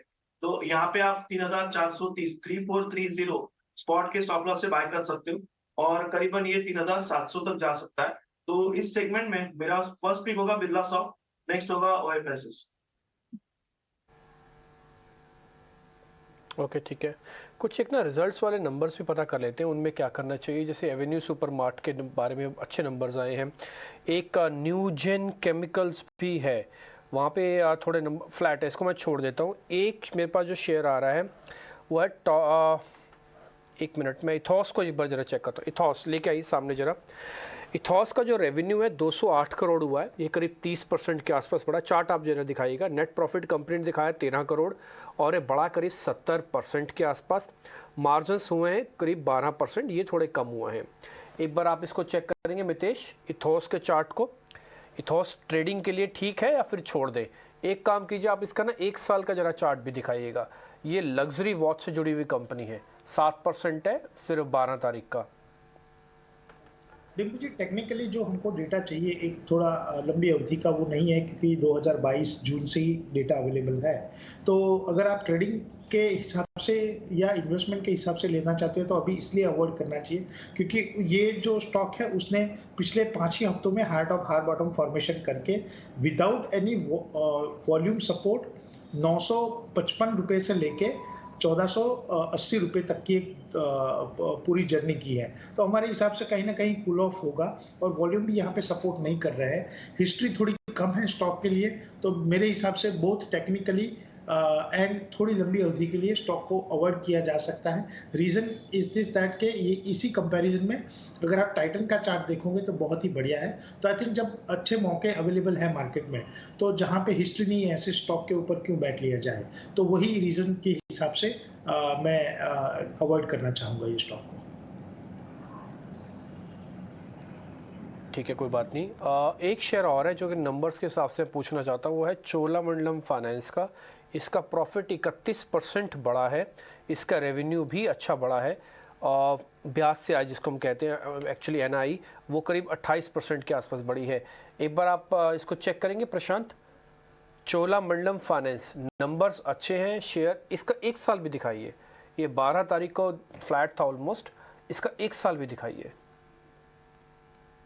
जी डिम्पी जी, अगर मैं यहाँ पे देखूं तो 970 एक बहुत अहम लेवल है, बट अब हम बहुत स्ट्रेच्ड है, तो यहाँ पे फ्रेश बाइंग रेकमेंड करना मुझे लग रहा है रिस्क रिवॉर्ड के हिसाब से जस्टिफाइड नहीं है। तो अगर इसमें कोई डिप आ जाए करीबन 985-80 के आसपास, तो आप 970 के स्टॉप लॉस से खरीद सकते हो।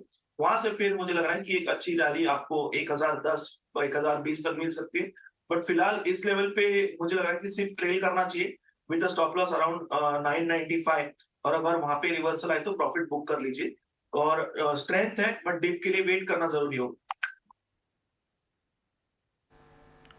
ठीक है, दोनों शेयर्स जो हमने आपके सामने रखे ना, दोनों का जो परसेंटेज है साल भर में वो 50% से ज़्यादा का है। इसलिए जैसे ये बात आ रही थी ना कि बाइंग ऑन डिप्स करे, और मितेश ने भी बोला, तो मेरे को एक ऐड ध्यान आ गई। वो ऐड थी कि डर सबको लगता है, 50% चले हुए शेयर्स में भले अच्छे नंबर आ जाए फिर भी डर सबको लगता है कि नहीं भाई ये पता नहीं लेने के हमने ट्रैप हो जाए। इसलिए मितेश, भले देखिए 1 साल बहुत होता है, आप ऐसा मत बोलो कि 1 साल के डाटा कम होते हैं। मैं भी टेक्निकल्स देखता हूँ, 1 साल बहुत होता है, लेकिन चोला और इथोस को देखने के बाद ऐसा लगता है कि नहीं भाई थोड़ा डिप मिल जाए तो ही ज़्यादा अच्छा है, सीधा हाथ मारना भी ठीक नहीं है। प्रियंका ठीक है, तो अच्छे नंबर्स जहाँ आएंगे वहाँ रिएक्शन आएगा, लेकिन ऑफ कोर्स थोड़ा सा कॉशियस होकर तो आपको लेवल्स को वॉच कर ही नए ट्रेड लेने चाहिए। लेकिन कुछ और जो नंबर्स आए उसमें किर्लोस्कर फेरस के भी नंबर्स आए, और इनफैक्ट किर्लोस्कर ग्रुप की कॉन कॉल भी हुई। वहाँ पर क्लियरली उन्होंने कहा कि कंपनी ने आउटपेस तो किया है इंडस्ट्री ग्रोथ को, और बड़ी बॉइंसी आपको स्टील सीमेंट स्पेस से देखने को मिल रही है। एक बार मितेश से समझ लेते हैं। मितेश, आप इस ग्रुप के स्टॉक्स को कैसे रीड करते हैं? बड़ी मूव क्योंकि आ चुकी है ऑलरेडी इनमें। नहीं, अगर स्पेसिफिकली किर्लोस्कर फेरोस की बात करें तो आई थिंक हार्ट ऑफ हार बॉटम फॉर्मेशन है पिछले 2 वीक में, और मुझे लग रहा है कि 5 साल का जो हाई था 477.45 वो क्रॉस होगा, और स्टॉक जो है वो नई ट्रेडिंग रेंज के लिए एंटर होगा। तो मेरे हिसाब से किर्लोस्कर फेरोस को डेफिनेटली लिया जा सकता है करंट लेवल के ऊपर, और हमें लग रहा है कि अगर 477 क्रॉस हो गया तो लंबी अवधि के लिए 9 से 12 महीने के लिए स्टॉक जो है वो 550 से 600 की रेंज में में भी जा सकता है। तो चार्ट स्ट्रक्चर बहुत स्ट्रॉन्ग है, बाय ऑन डिप्स और at the current level stock को लिया जा सकता है। बिल्कुल, जहां जहां अच्छे नतीजे आ रहे हैं उसका एक इम्पैक्ट नज़र भी आ रहा है। चार्ट्स किर्लोस्कर फेरिस के भी अच्छे हैं, नतीजे कंजम्पशन थीम की कुछ कंपनियों के भी बेहतर आते हुए दिखे हैं। डीएलएफ भी हमने डिस्कस किया और इस बीच स्पेशलिटी केमिकल स्पेस भी है जिस पर नज़र रखनी चाहिए, इस पर भी बात होगी। लेकिन आइए अब मुनाफे का फंडा हमारे इस सेगमेंट का रुख करते हैं।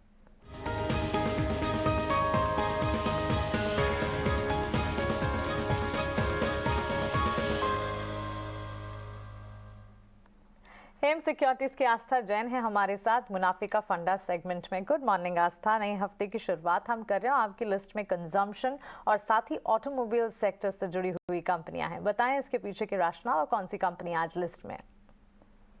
Good morning Mansi, good morning Priyanka. सबसे पहले अपडेट, महिंद्रा सीआई ऑटोमोटिव आपके ही चैनल पे इसी शो में रिकमेंड किया था कुछ टाइम पहले, 27 अप्रैल को टारगेट अचीव हो गया है और इनफैक्ट आउटपेस किया है टारगेट को। अब तक का 14% का रिटर्न ये दे चुका है जब से मैंने वो कॉल दी थी 27 अप्रैल को। 26 अप्रैल की क्लोज से अगर हम कंपेयर करें 385 के आसपास का क्लोज था और 27 अप्रैल मॉर्निंग में क्योंकि ये कॉल दी थी तो इसमें टारगेट हिट हुआ है 425 का जो मेरा टारगेट था और उसके भी आउटपेस हुआ है। तो एक ही अपडेट देना था। अब जो पसंद आता है वो देखिए, बिल्कुल गोदरेज कंज्यूमर। एक तो एफएमसीजी स्पेस काफी अच्छा लग रहा है ऑल इन ऑल जिस तरह से रिजल्ट्स आए हैं, और अगर उसमें मैं बात करूं गोदरेज कंज्यूमर की तो बेहतरीन नतीजे इस काउंटर ने पेश किए हैं। टॉप लाइन और बॉटम लाइन दोनों में एक डिसेंट ग्रोथ हमें देखने को मिली है। मैनेजमेंट ने जिस तरह के कॉस्ट इनिशिएटिव्स मेजर्स लिए थे तो इनपुट कॉस्ट की भी कमी आई है, इसकी वजह से हमने मार्जिन में भी एक स्टेबिलिटी देखी है। देखा जाए तो जो इनका होम इंसेक्टिसाइड्स बिजनेस है वो काफी बढ़िया परफॉर्म कर रहा है। स्पेशली अगर मैं मॉस्किटो किलिंग्स की बात करूं तो उस वाले सेगमेंट में कंपनी ने बढ़िया ग्रोथ देखी है और मैनेजमेंट का भी आउटलुक है कि आने वाले कुछ सालों में ये ग्रोथ कंटिन्यू रहेगी और यहाँ से काफी बढ़िया ट्रैक्शन मैनेजमेंट को देखने को मिल रहा है। सो मुझे ये लगता है कि एफएमसीजी स्पेस में गोदरेज कंज्यूमर वेल प्लेस्ड है। करंट लेवल पे खरीदारी करनी चाहिए। 1095 से 1100 तक के टारगेट्स इस काउंटर में हमें देखने को मिल सकते हैं गोइंग फॉरवर्ड। मे बी 1 या 2 महीने की समय सीमा अगर हम यहाँ पे रखें। दूसरा जो काउंटर पसंद आता है वो है टाटा मोटर्स। सबसे पहले टारगेट की बात करें तो 570 के आसपास का लक्ष्य इस काउंटर को देना चाहूंगी। 1 से 2 महीने की समय सीमा रहेगी। टाटा मोटर्स की बात करें तो नतीजे बेहद शानदार। इनफैक्ट हम सब ने देखा है जिस तरह से जैगुआर लैंड रोवर्स के यहाँ पे वॉल्यूम ग्रोथ आने देखने को मिली है, उसने नतीजों को बहुत बड़ा सपोर्ट किया है और मुझे ऐसा लगता है कि एक तरह से टाटा मोटर्स ने पहली बार प्रॉफिटेबिलिटी दिखाई है काफी सालों में। So thanks to JLR for that. और मुझे लगता है ये ग्रोथ आगे कंटिन्यू करेगी क्योंकि यूरोप अब बॉटम आउट हो रहा है। इकोनॉमी एज अ होल की बात करें तो मुझे लगता है यूरोपियन इकोनॉमी भी अच्छा परफॉर्म करती हुई हमें नजर आएगी, तो उसका फायदा टाटा मोटर्स को मिलेगा। कंपनी यहाँ पे नेट डेट फ्री होने की भी बात कर रही है, सो वो भी एक पॉजिटिव फैक्टर रहेगा। और ईवी स्पेस में देखा जाए तो कंपनी का बहुत बड़ा मार्केट शेयर है। इंडिया की मैं बात करूँ पैसेंजर व्हीकल की तो वो भी यहाँ पे कंपनी को आगे जाते हुए और ज्यादा डिमांड दिखाता हुआ नजर आएगा। So all in all Tata Motors भी पसंद आता है। वो इसमें 570 का टारगेट रखना है, 1 से 2 महीने की समय सीमा रखनी है। ओके ठीक है, तो टाटा मोटर्स और गोदरेज सीपी 2 आपके शेयर्स हैं जिस पे आप ध्यान रख सकते हैं। आस्था, आपने good morning Priyanka, good morning Mansi को, गुड मॉर्निंग डिम्पी नहीं कहा आपने। मैं भी हूँ पैनल पे, आपने हमसे गुड मॉर्निंग नहीं कहा। नहीं बिल्कुल माफ कीजिए, मैं उन लोगों को ही देख पाई तो मैं उन्हीं को समझी। आपको शुभ प्रभात और आपका दिन बहुत शुभ हो। सुबह आपसे ऐसा कुछ नहीं है। ठीक है, बहुत बहुत शुक्रिया, थैंक यू वेरी मच आपकी शुभकामनाओं के लिए। लेकिन मैं तो सिर्फ मजाक कर रहा था आपसे। इसी बहाने कम से कम आपसे बात तो हो जाती है, नहीं तो भी आप शेयर बताते, हम थैंक यू कर देते, आप चले जाते, बात ही नहीं हो पाती आपसे। तो इसी बहाने बात तो हो गई। बहुत शुक्रिया, थैंक यू वेरी मच आस्था ये बताने के लिए। गोदरेज सीपी और टाटा मोटर्स 2 ऐसे शेयर हैं जिस पे आपको ध्यान रखना है। मेरे साथ शिवांगी शारदा भी जुड़ रही है। शिवांगी से हम तो बहुत सारे क्वेश्चंस पूछेंगे ही, लेकिन पहले उनकी अपनी स्टडी जरा समझ लेते हैं। शिवांगी बताइए, पहले शेयर्स बताओगे कि इंडेक्स बताओगे? जैसे आपको ठीक लगता हो शुरू कीजिए। गुड मॉर्निंग जी बिल्कुल, नमस्कार और सभी को शुभ प्रभात। तो हमने देखा है कि निफ्टी जो है फ्राइडे के सेशन में भी एक अच्छा एक सपोर्ट बेस्ड बाइंग देखने को मिला है। हालांकि बैंक निफ्टी अगर हम देखें तो वहाँ पे ज्यादा स्ट्रॉन्ग नजर आ रहा है। तो यहाँ पे बिल्कुल हम दोनों इंडाइसेस पे बाय ऑन डिक्लाइन की रणनीति ही अप्लाई करेंगे। बैंक निफ्टी में हम देख रहे हैं कि जिस तरह से बैंकिंग स्टॉक्स जो है वो काफी अच्छा मोमेंटम बना रहे हैं, हायर जोन्स पे टिक भी रहे हैं। तो यहाँ पे बिल्कुल हमें खरीदारी की सलाह है। 44,000 तक के लक्ष्य जो है वो बनते हुए दिखेंगे और फिर हम देखेंगे लाइफ टाइम हाई के लेवल्स भी क्रॉस होते हुए बैंक निफ्टी में। और सपोर्ट के तौर पे अगर हम बात करें तो 43,500 का एक जो लेवल है वो ध्यान रखें। निफ्टी की बात करें तो लेवल्स अगर हमें नजर आ रहा है तो वो है 18,500 और नीचे में सपोर्ट के तौर पे 18,181 जो है एक इंपॉर्टेंट लेवल की तरह एक्ट करेगा। स्टॉक्स की अगर हम बात करें तो यहाँ पे मुझे पहला पिक मेरा बैंकिंग स्पेस में ही से ही रहेगा, वो है एक्सिस बैंक। यहाँ पे बहुत अच्छी शानदार मूव देखने को मिल रही है प्राइस वॉल्यूम एडिशन के साथ। पिछले वीक हमने देखा है कि पूरे लॉन्ग बिल्डअप होते हुए स्टॉक ने जो बेस जो है वो शिफ्ट किया है अपर जोन्स की तरफ। तो यहाँ पे बिल्कुल एक खरीदारी की सलाह है। एक काफी अच्छा बॉटमिंग आउट भी हो रहा है। अगर हम वीकली फ्रेम में देखें ब्रेकआउट के साथ फॉलो अप बाइंग भी है। तो यहाँ पे 945 तक के लक्ष्य जो है उसके लिए खरीदारी कर सकते हैं 890 के स्टॉप लॉस के लिए।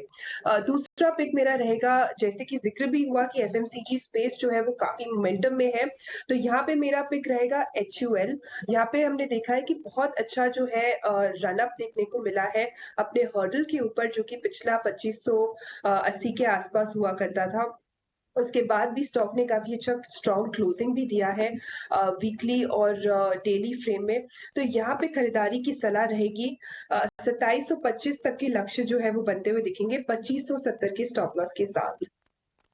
ठीक है शिवांगी, बिल्कुल HUL पे आपकी मूव रहेगी। बाजार बैंक्स में और IT में वैल्यू बाइंग है या नहीं, बैंक्स को कब खरीदें कब शॉर्ट करें इस पर लग रहा है, लेकिन FMCG तो लगातार इस बीच में चलते जा रहा है और आप HUL को इस वक्त इन लेवल्स पर बाय करने के लिए विद टारगेट ऑफ 2725 देख रही हैं। लेकिन कुछ और स्टॉक्स भी शिवांगी बता के जाइए, क्योंकि जैसे हमने देखा ऑटो पार्क में अच्छी मूव है और इनफैक्ट आयशर मोटर्स की नंबर्स के बाद जिस तरह की मूव आई, अब भी ये ब्रेकआउट कैंडिडेट है क्या? आयशर मोटर्स, टाटा मोटर्स, इन पर अभी तो फिलहाल आपको प्रिय पर थोड़ा सा दबाव दिख रहा है। क्या ये स्टॉक टाटा मोटर्स देखिए 523, क्या इन स्टॉक पे आप बाइंग करेंगे आज?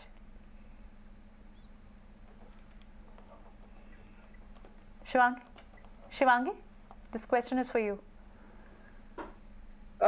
जी, टाटा मोटर्स की अगर हम बात करें तो यहाँ पे ऑटो स्पेस में जो है काफी अच्छा मोमेंटम देखने को मिला है और पूरे जो है थर्ड गियर में ये स्टॉक्स जाते हुए दिख रहे हैं। तो बिल्कुल यहाँ पे हम खरीदारी कर सकते हैं। स्पेसिफिकली टाटा मोटर्स की अगर हम लेवल्स की बात करें तो यहाँ पे 536 तक के एक लेवल जो है वो अगला बनते हुए दिख रहा है, जिस तरह से इसने वीकली एक ब्रेकआउट दिया है, और 505 के एक स्टॉप लॉस को होल्ड करते हुए मेंटेन करें। आपको कुछ और स्टॉक्स पर शिवांगी, आपसे काफ़ी सारे स्टॉक्स हैं जिस पर बातचीत करनी है, लेकिन चलिए एक्शन स्टॉक्स पर भी एक बार फोकस कर लेते हैं। आपको 5 से 6 शेयर्स पूजा बताने जा रही हैं जो कि आज खबरों के दम पर एक्शन में रह सकते हैं। पूजा बताइए। जी, आज डिफेंस स्टॉक्स पर नजर रखिए। BEL, HAL समेत काफ़ी सारे स्टॉक्स डिफेंस स्पेस से फोकस में रह सकते हैं, क्योंकि स्वदेशीकरण के लिए 928 आइटम्स की चौथी लिस्ट सरकार ने जारी कर दी है, जिसमें कि 928 कंपोनेंट्स का इंपोर्ट वो बंद करेंगे। तो आज डिफेंस स्टॉक्स फोकस में रह सकते हैं। डॉक्टर रेड्डीज पर दबाव देखने का अनुमान है, क्योंकि यहाँ पर आंध्र प्रदेश प्लांट की जाँच हुई थी USFDA की तरफ से, जिसमें कि 4 गड़बड़ियाँ पाई गई हैं। कुछ स्मॉल कैप कंपनियाँ फोकस में रहेंगी आज नतीजों के चलते, इस पर नजर रखिए आप। ग्रेट ईस्टर्न शिपिंग कंपनी, शानदार नतीजे आय में 58% की ग्रोथ, कामकाजी मुनाफा 119% बढ़ा कंपनी का, और मुनाफे में 282% का जंप कंपनी में दिखा है। किर्लोस्कर फेरोज, यहाँ पर भी नतीजे शानदार हैं। आय में 52% की बढ़त और घाटे से मुनाफे में आ चुकी है कंपनी।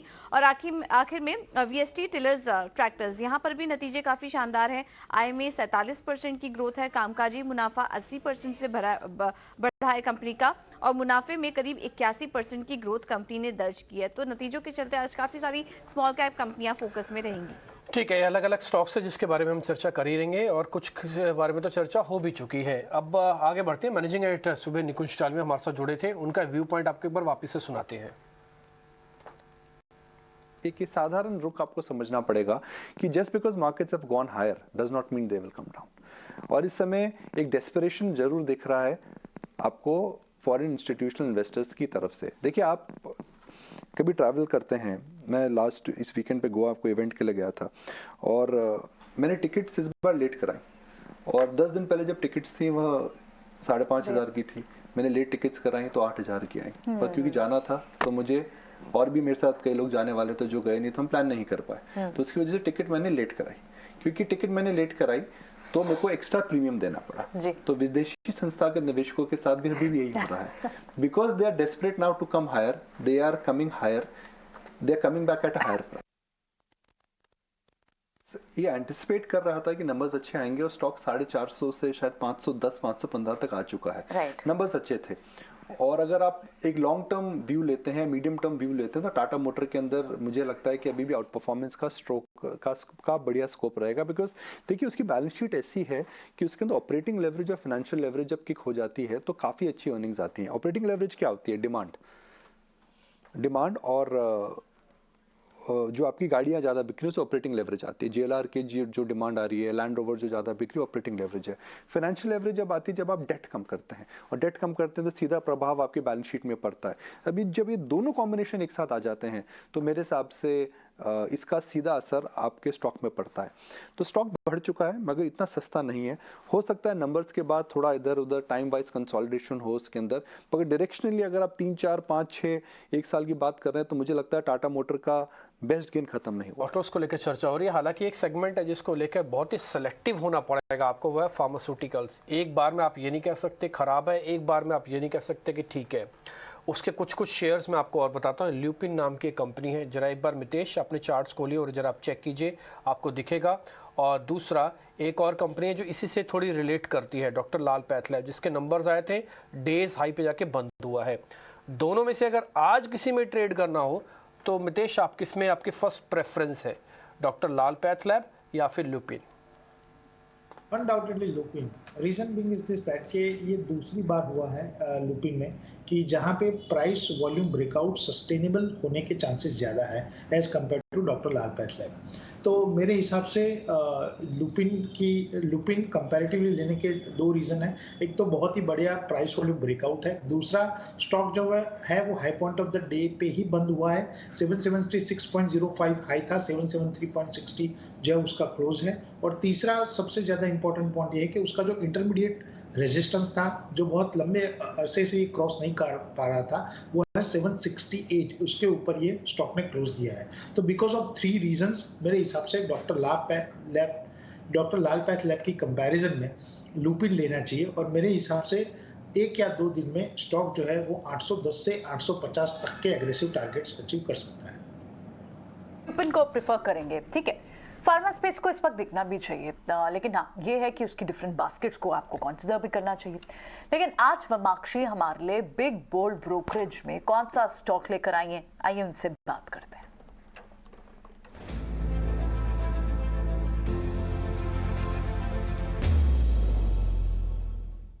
जी बिल्कुल, आज का बिग बोल्ड ब्रोकरेज होगा नवीन फ्लोरिन के ऊपर। जेफरीज की तरफ से रिपोर्ट आ रही है और इनफैक्ट उन्होंने अपना रेटिंग अपग्रेड किया है, होल्ड की राय से खरीदारी की राय दी है और अपना टारगेट प्राइस 4,235 से बढ़ाकर 5,610 कर दिया है।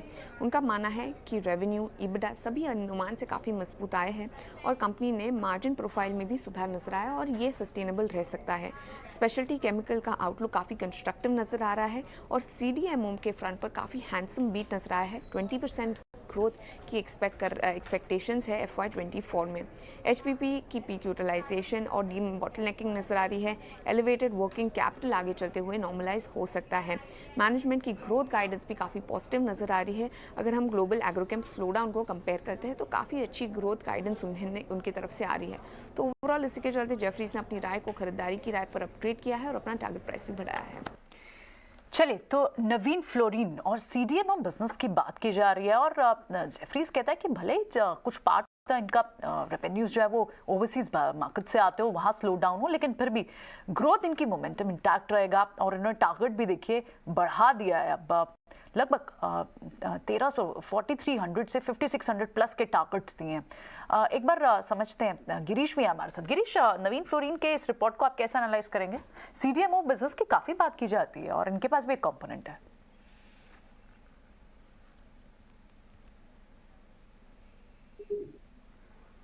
Girish, yes Girish, Yeah. Please go on.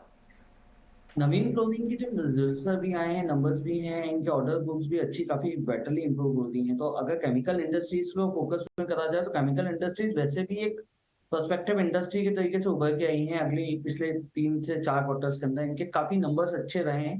तो प्रपोजिशंस में हम भी काफी पॉजिटिव हैं नवीन क्लोथिंग को लेके। बट एकदम से आज अगर कोई इन्वेस्टर को फंडामेंटली तौर पे अगर कोई इन्वेस्टमेंट करना है तो वो इमीडिएटली ना करे, थोड़ा सा वेट करे, सेटल डाउन होने दे स्टॉक्स को, उसके बाद फिर वो रिजल्ट के बेसिस पे एक बार इन्वेस्टमेंट्स कर सकता है। एबिटा भी काफी अच्छा इंप्रूव हुआ है, उस प्रपोजिशंस में भी काफी डेवलपमेंट दिख रहा है। पॉजिटिव ब्रोकरेज है और स्पेशलिटी केमिकल और बास्केट भी काफी कंस्ट्रक्टिव नजर आ रहा है। इस बीच रुपया खुला है करीब 6 पैसे की कमजोरी के साथ। हम देख रहे हैं 82 रुपए और 16 पैसे के मुकाबले जो कि शुक्रवार की क्लोजिंग थी, रुपए में आज 82 रुपए और 22 पैसे पर ट्रेड्स खुलते हुए नजर आ रहे हैं। तो 6 पैसे वीक इस वक्त करेंसी की ओपनिंग होती हुई। कुछ और stocks, APL, Apollo tubes. Shivangi, आपसे जानना चाहेंगे, इनलाइन सेट ऑफ नंबर्स थे, प्री ओपन में स्टॉक में एक रिएक्शन हम देख रहे हैं। कंपनी के रेवेन्यूज करीब 5% बढ़े और मुनाफे के फ्रंट पर भी इजाफा है। एपीएल, अपोलो ट्यूब्स पर राय क्या होगी 1181 के लेवल्स? जी बिल्कुल, एपीएल अपोलो ट्यूब्स की अगर हम बात करें तो यहाँ पे पिछले 3 हफ्तों से कंसोलिडेशन देखने को मिला था। अब स्टॉक थोड़ी बहुत तेजी पकड़ने की कोशिश कर रहा है, पर मेरा यह मानना है कि स्टॉक अगर 1200 के ऊपर अगर होल्ड करता है तो यहाँ पे बाय बनता है और एक clear cut risk reward favourable भी बनेगा। तब तक के लिए वेट एंड वॉच। और नीचे हम लेवल्स के तौर पे अगर सपोर्ट ढूंढे तो यहाँ पे 1170 का एक लेवल जो है वो ध्यान रख सकते हैं। अडानी ग्रुप स्टॉक्स में इस वक्त अगर आप देखेंगे प्री ओपन में कुछ एक्शन जरूर नजर आ रहा है। अडानी ट्रांस, अडानी ग्रीन, इन स्टॉक्स पर नजर रखें, हरे निशान के साथ ये ट्रेड कर रहे हैं। लेकिन मितेश, ल्यूपिन के अलावा भी अगर हम देखें डायग्नोस्टिक हेल्थ केयर की अगर बात करें, कृष्णा डायग्नोस्टिक के नतीजे आए, अच्छे नंबर्स थे, कैसे देख रहे हैं स्पेस को आप? विद इन दैट स्पेस अगर आप देखें तो I think doctor Lal path lab ने एक बहुत ही स्ट्रॉन्ग सेटअप किया है और आई थिंक मोमेंटम वापस आएगा। लेकिन विद इन दैट मेरा मानना ये है कि अगर आप मेट्रोपोलिस हेल्थ केयर को देखें तो कहीं ना कहीं वहाँ पे एक स्ट्रॉन्ग ब्रेकआउट की गुंजाइश है और बहुत ही स्ट्रॉन्ग बॉटम फॉर्मेशन हुआ है विद वॉल्यूम। और लोअर एंड के ऊपर 1250 से 1300 का जो बैंड है वो कंटिन्यूसली स्टॉक ने डिफेंड किया है। तो मेरे हिसाब से I think with in this space अगर कुछ इंटरेस्टिंग लग रहा है विद गिवन रिस्क रिवॉर्ड तो वो है मेट्रोपोलिस हेल्थ केयर लिमिटेड का स्टॉक्स। 1351 रुपये के ऊपर क्लोज हुआ था। मेरे हिसाब से अगर 1300 का स्टॉप लॉस लगा के चले तो अगले 5 या 6 दिनों में हमें एक बहुत ही स्ट्रॉन्ग बढ़त देखने के लिए मिल सकती है। ऊपरी लेवल पे टारगेट रहेगा 1450 से 1500 का। तो मेरे हिसाब से डेफिनेटली मेट्रोपोलिस हेल्थ केयर को करंट लेवल के ऊपर लिया जा सकता है। शिवांगी, एक बार 200 डीएमए के ऊपर भी ट्रेड कर रहा है, इंटेलेक्ट डिजाइन, इसके भी नंबर्स आए थे, ब्रेकआउट कैंडिडेट है, क्या यहाँ पे फॉलो बाइंग पॉसिबल है? जी बिल्कुल, इंटेलेक्ट डिजाइन्स इनफैक्ट मेरे रडार पे है काफी दिनों से। काफी अच्छा एक जो है अप्रूव और फॉलो अप बाइंग भी देखने को मिला है। तो बिल्कुल यहाँ पे बने रहने की ही सलाह रहेगी। जिस तरह से यहाँ पे पूरे आईटी स्पेस में हमने देखा है कि थोड़ी बहुत कंसोलिडेशन या बॉटमिंग आउट देखा है, पर मिड कैप स्टॉक्स जो है वो काफी अच्छा एक पकड़ बना के रखे हैं मार्केट में। तो यहाँ पे बिल्कुल जो है हम देख रहे हैं कि प्री ओपन में भी एक तेजी से खुल रहा है। तो ऊपर में 525 तक के एक 550 तक के एक लेवल जो है वो बनते हुए दिखेंगे। 525 के स्टॉप लॉस को ध्यान रखें। तो बाय करेंगे आप 525 तक के। ओके, आपने बताया कि स्टॉप लॉस ज़रूर आप रखें, लेकिन ऊपर के लेवल्स आप इंटेलेक्ट डिज़ाइन पर देख रही हैं। ठीक है, इस बीच खैर मार्केट की ओपनिंग हो रही है और ओपनिंग के लिहाज से अगर आप देखेंगे तो 18,300 के ऊपर हम फिर से ओपन कर रहे हैं। पिछला हफ्ता भी 18,300 के इर्द गिर्द रहे और इस बार भी 18,300 की ही इंपॉर्टेंस आप अपनी स्क्रीन पर देखेंगे। एडवांस डिक्लाइन जरूर चेक कीजिएगा, शुरुआत में आपको थोड़ा ताकत पता लगेगी बाजार की। 1000 के बदले 400 शेयर हैं, यानी कि 1:4 है। एक शेयर के मुकाबले 4 शेयर तेज हैं। ये तो है पहला पॉइंट है, 2.5 शेयर इनफैक्ट। और दूसरा 18,300 के इर्द गिर्द आके हो सकता है थोड़ा बाजार आपको थोड़ा और कंसोलिडेट कंसोलिडेट करता हुआ दिखे। मैंने आपको शुरुआत में डाटा बता ही दिया था। अब आ जाते हैं बैंक निफ्टी पे। 70 पॉइंट की यहाँ पे हल्की सी कमजोरी के साथ ये ओपन हुआ है। बैंक निफ्टी में 43,500 का एक ब्रेकआउट है, जबकि उसके पास 18,400 का ब्रेकआउट नहीं है, तो इसलिए जब भी करेगा तो बैंक निफ्टी और तेज होगा। लेकिन इस बीच आज के बढ़ने वाले शेयर्स एक बार मैं आपकी जरा स्क्रीन पे ले आता हूँ। टाटा मोटर्स अगर आप चेक करेंगे तो वो आपको करीब 1 से 2% की बढ़त के साथ दिखेगा। हिंडाल्को, हीरो मोटोकॉर्प, इसके अलावा ब्रिटानिया, ये कुछ एक शेयर है जो शुरुआत में आपको थोड़े मजबूत शेयर बनते हुए दिख रहे हैं। और इसके अलावा जो पावर ग्रिड है, बजाज ऑटो है, ये शेयर भी आपको मोमेंटम दिखा रहे हैं। सीमेंट के अंदर इस बार का रोल ओवर नंबर काफी अच्छे थे। अल्ट्राटेक सीमेंट भी अच्छा आपको चलता दिख रहा है। शुरुआत में आज एक स्लो मूवर है जिसको हम पावर ग्रिड बोलते हैं, वो भी आज आपको वापस से चलता हुआ दिख रहा है। क्रूड की रेंज बनी हुई है $75 के नीचे। एशियन पेंट्स फिर से तेज हुआ है। इसके नंबर्स आने के बाद उसमें कमेंट्री मार्जिन्स काफ़ी अच्छे थे, उसके बाद से लगातार ये शेयर चल रहा है। तो आज भी आप देखेंगे इसके अंदर आपको स्ट्रेंथ दिखेगी। तो जो शेयर्स चलने वाले हैं उसमें ऑटोज का फिर से आज दबदबा है। M&M को भी आप इसी कैटेगरी में जोड़ सकते हैं। Bajaj auto, M&M, Tata Motors, ये कुछ एक वो शेयर्स हैं जो आपको स्ट्रेंथ दिखाते हुए दिख रहे हैं। FMCG में ब्रिटानिया, नेस्ले के पास भी करीब आधे % की आज तेजी है। और अब आप देखेंगे तो निफ्टी वापस से हरे निशान में आता हुआ दिख रहा है। अब आपको हीट मैप भी दिखा देते हैं मार्केट का, किस समय हीट मैप के अकॉर्डिंग मार्केट इस समय आपको कैसे दिख रहा है। शुरुआत में आप देखेंगे तो लास्ट की जो लेयर है उसमें बजाज फाइनेंस, डेविस, अदानी और सिप्ला आपको थोड़ा फार्मास्यूटिकल्स बैकवर्ड वापस होते हुए दिखेंगे। इसलिए मैंने थोड़ी देर पहले आपके सामने बात रखी थी कि फार्मा ऐसा है जिसको एक तरफा हाँ और एक तरफा ना नहीं कहा जा सकता, चुन के शेयर पकड़िएगा। लेकिन बजाज ग्रुप के अंदर काफी स्ट्रांग मूव है। बजाज ऑटो आपको बिल्कुल टॉप में दिख रहा होगा। ब्रिटानिया, ये FMCG का प्ले आपको दिखाता हुआ दिख रहा है। एशियन पेंट भी कुछ हद तक कंजम्पशंस का प्ले आपको दिखाएगा। और इसके अलावा भारतीय एयरटेल, BPCL, कुछ एक और शेयर्स हैं जो आपको शुरुआत में स्ट्रेंथ दिखाते हुए दिख रहे हैं। कुल मिला के आज मार्केट की ओपनिंग म्यूटेड है, शायद ऐसा ही आज ट्रेड करेगा।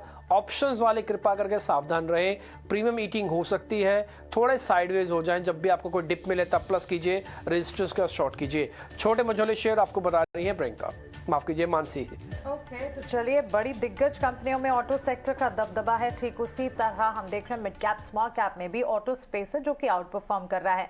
मिड कैप में हम एक म्यूटेड ओपनिंग जरूर देख रहे हैं, लेकिन स्टॉक स्पेसिफिक आउटलुक काफी सारे हैं। शुरुआत VST टेलर से करना चाहेंगे। स्मॉल कैप ट्रैक्टर सेगमेंट की कंपनी है, लेकिन 7-7.25% की तेजी के साथ इस वक्त बाजार में ओपनिंग करती हुई अच्छे दमदार पॉजिटिव सेट ऑफ नंबर्स, जिसका एक इंपैक्ट यहां पर पड़ता हुआ। इसके अलावा स्पेशलिटी केमिकल स्पेस में Navin fluorine positive set of numbers का इंपैक्ट। रियल्टी स्पेस में गोदरेज प्रॉपर्टीज, ओबेरॉय रियल्टी जैसे स्टॉक्स हैं, यहां से भी अच्छा एक्शन, अच्छे मूव्स आते हुए दिख रहे। तो मिड कैप में भी ऑटोमोबाइल पैक, कुछ हद तक IT काउंटर्स, क्योंकि टाटा एलेक्सी में लगातार कई सेशन से हम देख रहे हैं एक मूवमेंट जो है पॉजिटिव साइड नजर आ रही है। कुछ PSU बैंक्स भी हैं और साथ ही real estate sector, prestige estate के काउंटर पर भी नजर रखें। सोना कॉमस्टार में करीब आधे से 1% तक की तेजी यहां नजर आ रही है। फ्लोरोकेम के स्टॉक को अगर देखें, यहां पर भी मजबूती के साथ। ल्यूपिन पर एक रिपोर्ट आई थी ब्रोकरेज की, और इस वक्त हेल्थ केयर, फार्मा, डायग्नोस्टिक पर नजर रखनी चाहिए, क्योंकि म्यूटेड स्टॉक मार्केट का है और इसी के चलते डिफेंसिव जो है वो प्ले आउट करते हुए दिखेंगे। स्मॉल कैप कैटेगरी में RVNL के स्टॉक को हमने डिस्कस भी किया। न्यूज फ्लो है और उसी के चलते हम देख रहे हैं अच्छा एक्शन। रेलवे काउंटर्स पर नजर रखे, 2-2.5% तक की तेजी। वहीं डिफेंस प्लेस पर जहां हम बातचीत कर रहे थे, बड़ी दिग्गज कंपनियों के साथ साथ मजगांव डॉक जैसी कंपनियां भी हैं, 1.25% की तेजी। और साथ ही IRB, इंफ्रा, करोड़ वैश्य बैंक, ये तमाम स्टॉक्स हैं जिसमें एक एक्शन पैक कामकाज। तो क्लियरली मिड कैप और स्मॉल कैप बास्केट में भी स्टॉक स्पेसिफिक मूव्स नजर आ रहे हैं। इंडेक्स में एक म्यूटेड स्टार्ट वहां पर भी दिख रहा है। ठीक है, ऑल राइट। तो ये कुछ स्पेसेस हैं, तो एक बार शिवांगी के साथ डिस्कस करते हैं ट्रेड कहाँ बन रहा है। शिवांगी, ऑटो पैक तो लगातार चल रहा है, लेकिन real estate sensitive, interest rate sensitive space, पूरा रियल एस्टेट चल रहा है, क्योंकि इन्फ्लेशन CPI फिगर्स हमारे यहाँ भी कूल ऑफ आई, तो ये बाजार एंटिसिपेट अप करके आगे चल रहा है कि यहाँ पे भी पॉज होगा। आप देखें तो पूरा रियल एस्टेट, लेकिन क्या बेस्ट कॉम्बिनेशन DLF के साथ है? नंबर्स भी अच्छे आए, इनके पास एक न्यूज़ भी है और इंटरेस्ट रेट सेंसिटिव स्पेस होने का फायदा भी है। DLF पे ट्रेड लेंगी?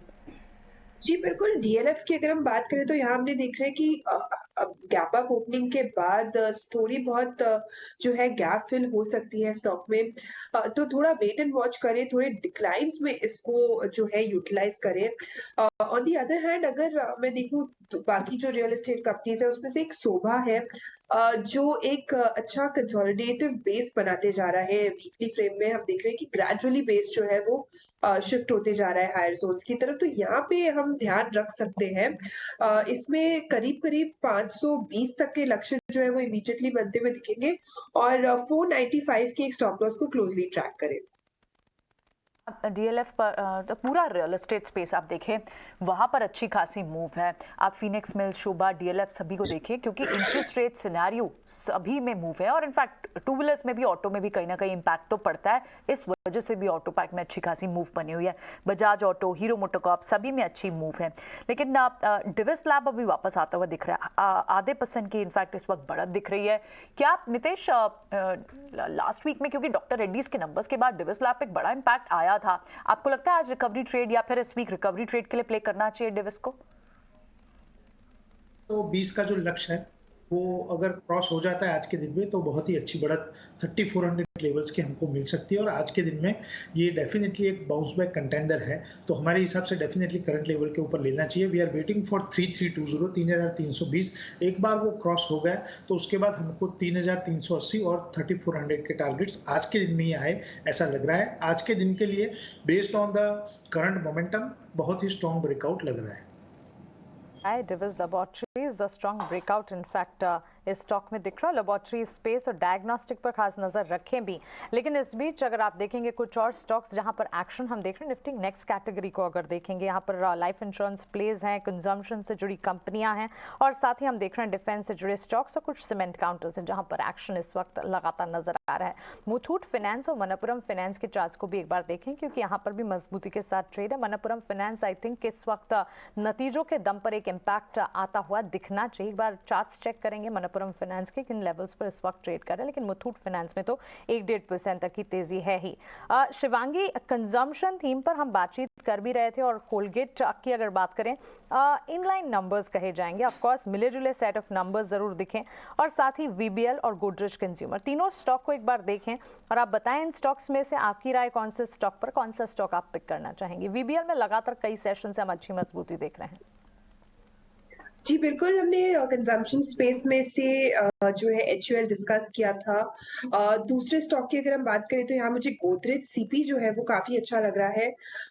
जिस तरह से स्टॉक जो है अपने प्रीवियस जो 1000 का लेवल था वो उसने क्रॉस करके एक अच्छी तरह से होल्ड किया है। काफी यहाँ पे अच्छा मूव एक्सपेक्टेड भी है आगे। 1040 तक के एक लेवल्स जो है वो बनते हुए दिख सकते हैं। 985 के एक स्टॉप लॉस को ध्यान रखते हुए। राय गोदरेज कंज्यूमर पर मिलती हुई। मितेश, मनप्पुरम और मुथूट में, मुथूट फाइनेंस में भी मजबूती और मनप्पुरम शार्प अप मूव, 3% तक की तेजी यहाँ पर, और इस NBFC ने करीब 58% जंप अपने प्रॉफिट्स में दिखाए, तो रिजल्ट का क्लियर इम्पैक्ट है जो कि नजर आ रहा है। मनप्पुरम फाइनेंस पर आपकी राय क्या होगी? मनप्पुरम फाइनेंस पे बहुत ही clear cut chart pattern indicate कर रहा है, क्योंकि वो हमने एक बहुत ही स्ट्रॉन्ग सेल ऑफ देखा है 2-3 दिन पहले, या अगर आप स्पेसिफिकली डेट बोलूँ तो 3 मई को एक बहुत ही बड़ा शार्प फॉल हमने देखा था। उसके बाद स्टॉक उभरने की कोशिश कर रहा है, लेकिन हमारे हिसाब से जब तक मानसी जी 118-119 का लेवल क्रॉस नहीं करता सस्टेनेबल बेसिस के ऊपर, तब तक स्टॉक्स में एक बाउंस बैक ही प्ले किया जा सकता है। सस्टेनेबल अपसाइड इसमें नहीं आएगी। So we are waiting for 118 का लेवल क्लोजिंग बेसिस के ऊपर अगर बंद आता है तो उसके बाद ही एक ट्रेंड रिवर्सल का चांस बनता है। तब तक के लिए स्टॉक को डेफिनेटली अवॉइड किया जा सकता है।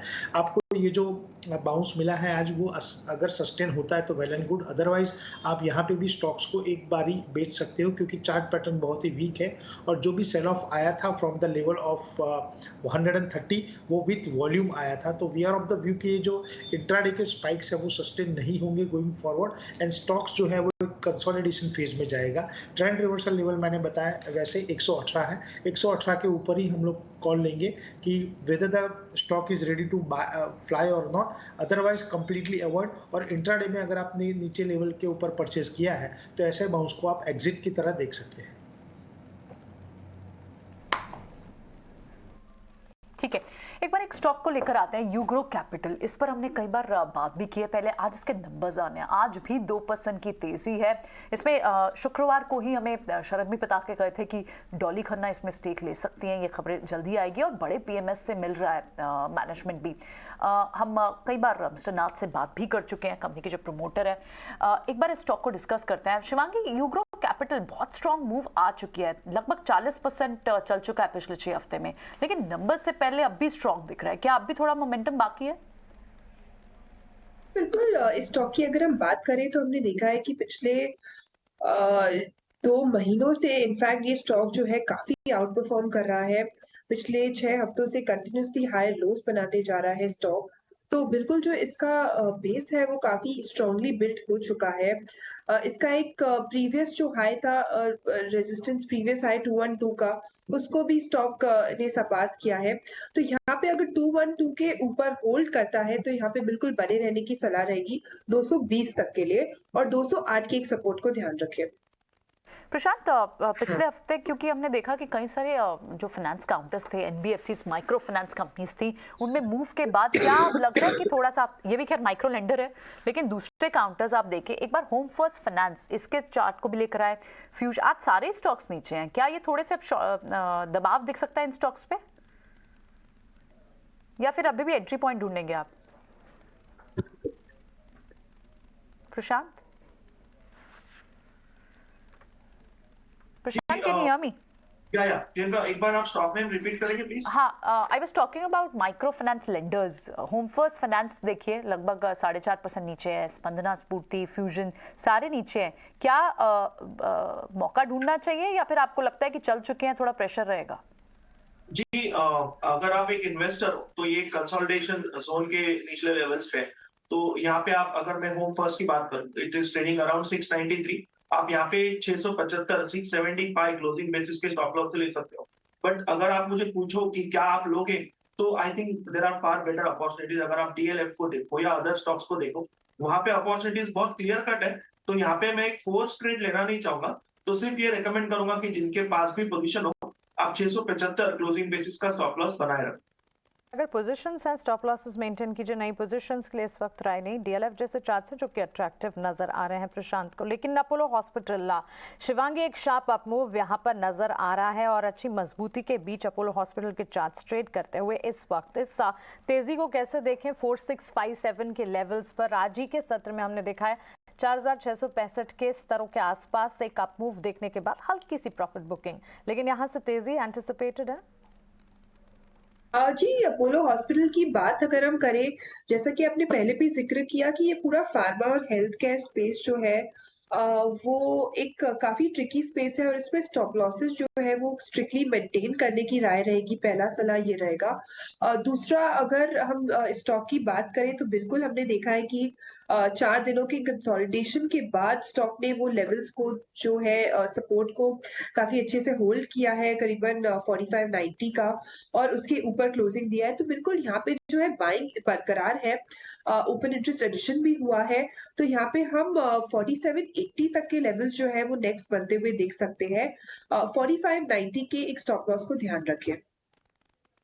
और ये स्पेस है जिस पर आज फोकस है। लेकिन जोमेटो को याद कीजिए, पिछले हफ्ते जब ओएनडीसी नए नेटवर्क डिजिटल ई कॉमर्स के लिए लॉन्च होने की खबर आई थी, ओएनडीसी इनफैक्ट लॉन्च काफ़ी समय से हो चुका था, लेकिन ये जब खबर ने तूल पकड़ी थी उसके ठीक बाद जोमेटो ने काफ़ी बड़ी गिरावट देखी थी। ऑफकोर्स हमने पूरे हफ्ते में म्यूटेड एक्शन देखा था, लेकिन वहाँ से अब हम देख रहे हैं जोमेटो का स्टॉक जो है वो वापस रिकवर करता हुआ। तो न्यू एज टेक्नोलॉजीज पर भी एक बार नजर रखनी चाहिए, इन पर्टिकुलर जोमेटो।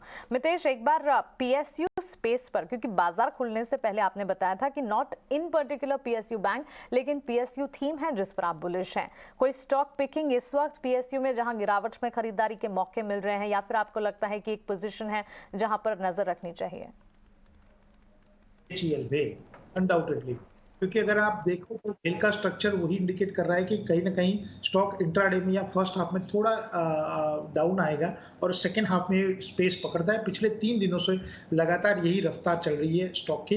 तो मेरे हिसाब से भेल is about to enter into three digit figure, तो भेल के ऊपर डेफिनेटली राय करंट लेवल के ऊपर खरीदने की रहेगी। गोइंग फॉरवर्ड हमें लग रहा है with in the 1 to 3 month ये 3 डिजिट में मतलब 100 का जो हमारा टारगेट है वो अचीव होगा, और ये सिर्फ शुरुआत है। उसके बाद स्टॉक में बहुत ही स्ट्रॉन्ग बिल्डअप आने वाला है गोइंग फॉरवर्ड, एंड प्रोबेबली ये करंट ईयर में financial year 2023-24 with in the entire PSU bank शायद भेल will be the biggest gainer. तो जिस हिसाब से क्वार्टरली और मंथली चार्ट पैन आउट हुआ है मानसी जी, अनडाउटेडली भेल is a good contender at the current level. आगे एक शेयर आप चेक करेंगे थर्मेक्स, ये मैं डेली चार्ट पे देख रहा हूँ, हालांकि ब्रेकआउट तो नहीं है, बट ये क्या कर रहा है अपनी प्रीवियस ना रेजिस्टेंसेस को पार कर रहा है, और आज की ओपनिंग अच्छी है, विद द वॉल्यूम ओपनिंग है और बार भी ठीक है, यानी कि आज ये धीरे धीरे सरेंडर नहीं करेगा ऐसा लग रहा है। तो इस शेयर के अंदर कोई पोजीशन बनानी चाहिए या फिर हम थोड़ा ऑलरेडी लेट हो चुके हैं, क्योंकि स्टीप मूव आया है इसके अंदर, अच्छा मूव आया है 2000 से लेकर 2400 तक का।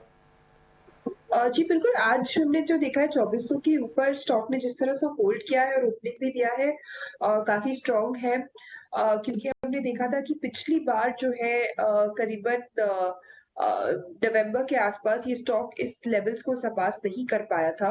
तो बिल्कुल यहाँ पे ये एक पॉजिटिव है, और अपने 50 एक्सपोनेंशियल मूविंग एवरेज को काफी अच्छी तरह से सपोर्ट बनाते हुए होल्ड कर रहा है। तो यहाँ पे बिल्कुल हम एक अपमूव एक्सपेक्ट कर सकते हैं 2525 के आसपास तक का, और 2380 के एक सपोर्ट को ध्यान रखें। ओके ठीक है, इसी कड़ी के अंदर मैंने कुछ एक और शेयर्स देख रहा हूँ जहाँ पे फ्रेश लॉन्ग पोजीशंस बन रही है। ज़्यादा स्ट्रॉन्ग तो नहीं है, बट बंधन बैंक ऐसा लग रहा है कि शायद अपना बॉटम बना चुका है और यहाँ से चलेगा। शिवांगी आपसे ही है सवाल, एक बार ज़रा बंधन बैंक के चार्ट और डाटा को देखिए आपको क्या लग रहा है इसके अंदर क्या करें? मैं हर तरह से राजी हूँ इस ट्रेड के अंदर, मैं इसको शॉर्ट भी कर सकता हूँ, ओपन भी कर सकता हूँ, नो ट्रेड की कैटेगरी में भी डाल सकता हूँ। आप भी कुछ भी दे दीजिए इस पर राय। जी बंधन बैंक की बात करें तो बैंकिंग स्पेस डेफिनेटली स्ट्रांग है, और बंधन बैंक ने भी एक अच्छा काफी एक रैली दिखाया है पिछले 15 दिनों में। पर यहाँ पे मेरा मानना है कि अगर बैंकिंग में से चूज करना हो तो मैं इस जो लेवल्स है बैंक निफ्टी के, वहाँ पे हैवी वेट्स के साथ जाना चाहूंगी।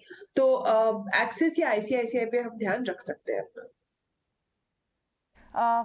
ओके प्रशांत, एक बार आईटी काउंटर्स को चेक करें। सारे लार्ज कैप आईटी काउंटर्स में आपको पिछले कुछ मिनटों में बाइंग भी दिख रही है, चाहे वो टेक महिंद्रा हो, चाहे वो टीसीएस हो, और वो चाहे इन्फोसिस हो। क्या आप इन्फोसिस को लेंगे आज?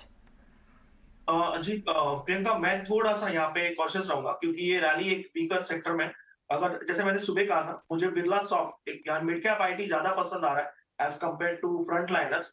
सो बिरला सॉफ्ट हो या कोफोर्ज हो या परसिस्टेंट हो या ओएफएसएस, यहाँ पे ज्यादा अपॉर्चुनिटी ढूंढनी चाहिए। इन्फोसिस एंड टीसीएस को थोड़ा सा मैं आउट ऑफ द रडार रखना चाहूंगा फिलहाल।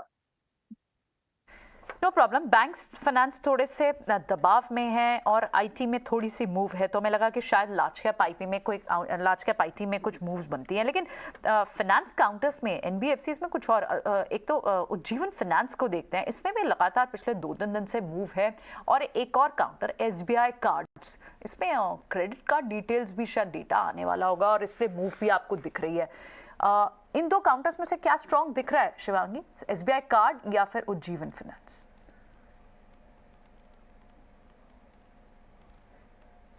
शिवांगी? ओके प्रशांत, आप बताएंगे इसका जवाब? जी डेफिनेटली प्रियंका, मुझे लग रहा है कि यहाँ पे एसबीआई कार्ड्स जो है वो एक काफी अच्छा स्ट्रक्चर लग रहा है, और बस इतनी बात है कि ये बहुत स्ट्रेच हो चुका है। अगर यहाँ पे एंट्री करने जाए तो मुझे लग रहा है रिस्क रिवॉर्ड जस्टिफाइड नहीं होगा, बट काउंटर डेफिनेटली स्ट्रॉन्ग है। अभी हम करीबन ऑलमोस्ट 880 के लेवल में है। यहाँ पे अगर डिप मिल जाए और हम 860 का लेवल दिख जाए तो डेफिनेटली मैं यहाँ पे एंटर करूंगा। मेरा स्टॉप लॉस होगा 845, बट इस लेवल पे मैं सिर्फ वॉच करूंगा। But very strong structure, dip हो तो 100% इसमें बाइंग की जा सकती है। पर बाइंग इनिशिएट की जा सकती है। कुछ इंपॉर्टेंट लेवल्स हैं जिस पर खास नजर रखनी होगी। गिरावट में एक बार खरीदारी के मौके, इस बीच टाटा मोटर्स के चार्ट्स पर नजर होनी चाहिए, क्योंकि ऑफ कोर्स एक तो नतीजों का फैक्टर है जिसके ठीक बाद हम स्टॉक में पॉजिटिव मूवमेंट देख रहे हैं, लेकिन इसी वक्त हमने देखा है कुछ 12 लाख शेयर्स के सौदे होते हुए भी देखने को मिले हैं। 3-3.25% तक की तेजी। मितेश, टाटा मोटर्स के चार्ट्स को एक बार रिविजिट कीजिए। 530 के लेवल्स पर इस वक्त कर रहे हैं ट्रेड। मानसी जी, बहुत कम स्टॉक है जो आपको it's called an evergreen stock की, जहां पे आप अगर हल्की सी भी गिरावट आए तो बाय साइड ट्रेड फॉर्मेशन बेझिझक ले सकते हो, क्योंकि इसमें एक लॉन्ग टर्म ट्रेंड रिज्यूम हुआ है। Tata motor is one of them. अगले कुछ महीनों में या हफ्तों में हम उसको 750-800 के लेवल्स पे भी ट्रेड करता हुआ देखेंगे। जैसे हमने आईटीसी में देखा था कि एक बहुत ही लॉन्ग अवधि के बाद, बहुत ही लॉन्ग कंसोलिडेशन के बाद जब ट्रेंड रिज्यूम हुआ तो लगातार वो अपनी रफ्तार स्टॉक ने पकड़ी। सिमिलरली टाटा मोटर्स का चार्ट पैटर्न है, कोई भी गिरावट आती है आप उसको ले सकते हो। We are of the view के अगले एक साल में within the entire automobile sector अगर कोई स्टॉक बहुत ही स्ट्रांगली पॉइज्ड है ब्रेकआउट के लिए, बहुत तगड़ा रिटर्न दे सकता है, तो वो टाटा मोटर है। तो हमारे लिए अगले एक साल तक ये एवरग्रीन स्टॉक है। हम लोग डेफिनेटली हर एक गिरावट पे उसको बाय करेंगे। हमारा अल्टीमेट टारगेट 750 से 800 रुपये का है। तो चलिए टाटा मोटर्स के लिए पॉजिटिव टारगेट इस वक्त, लेकिन एक बार इंडेक्सेस को वापस से वॉच आउट करते हैं, क्योंकि बैंक निफ्टी में हमने देखा था हल्का सा पॉजिटिव स्टार्ट देखने को मिला था। 43,800 के लेवल्स के आसपास ट्रेड्स हमने देखे थे, लेकिन इस वक्त भी 43,800 के ही इर्द गिर्द बैंक निफ्टी में परफॉर्मेंस जारी है। निफ्टी के चार्ट्स और साथ ही मिड कैप को भी एक बार टीवी स्क्रीन पर लेकर आएंगे।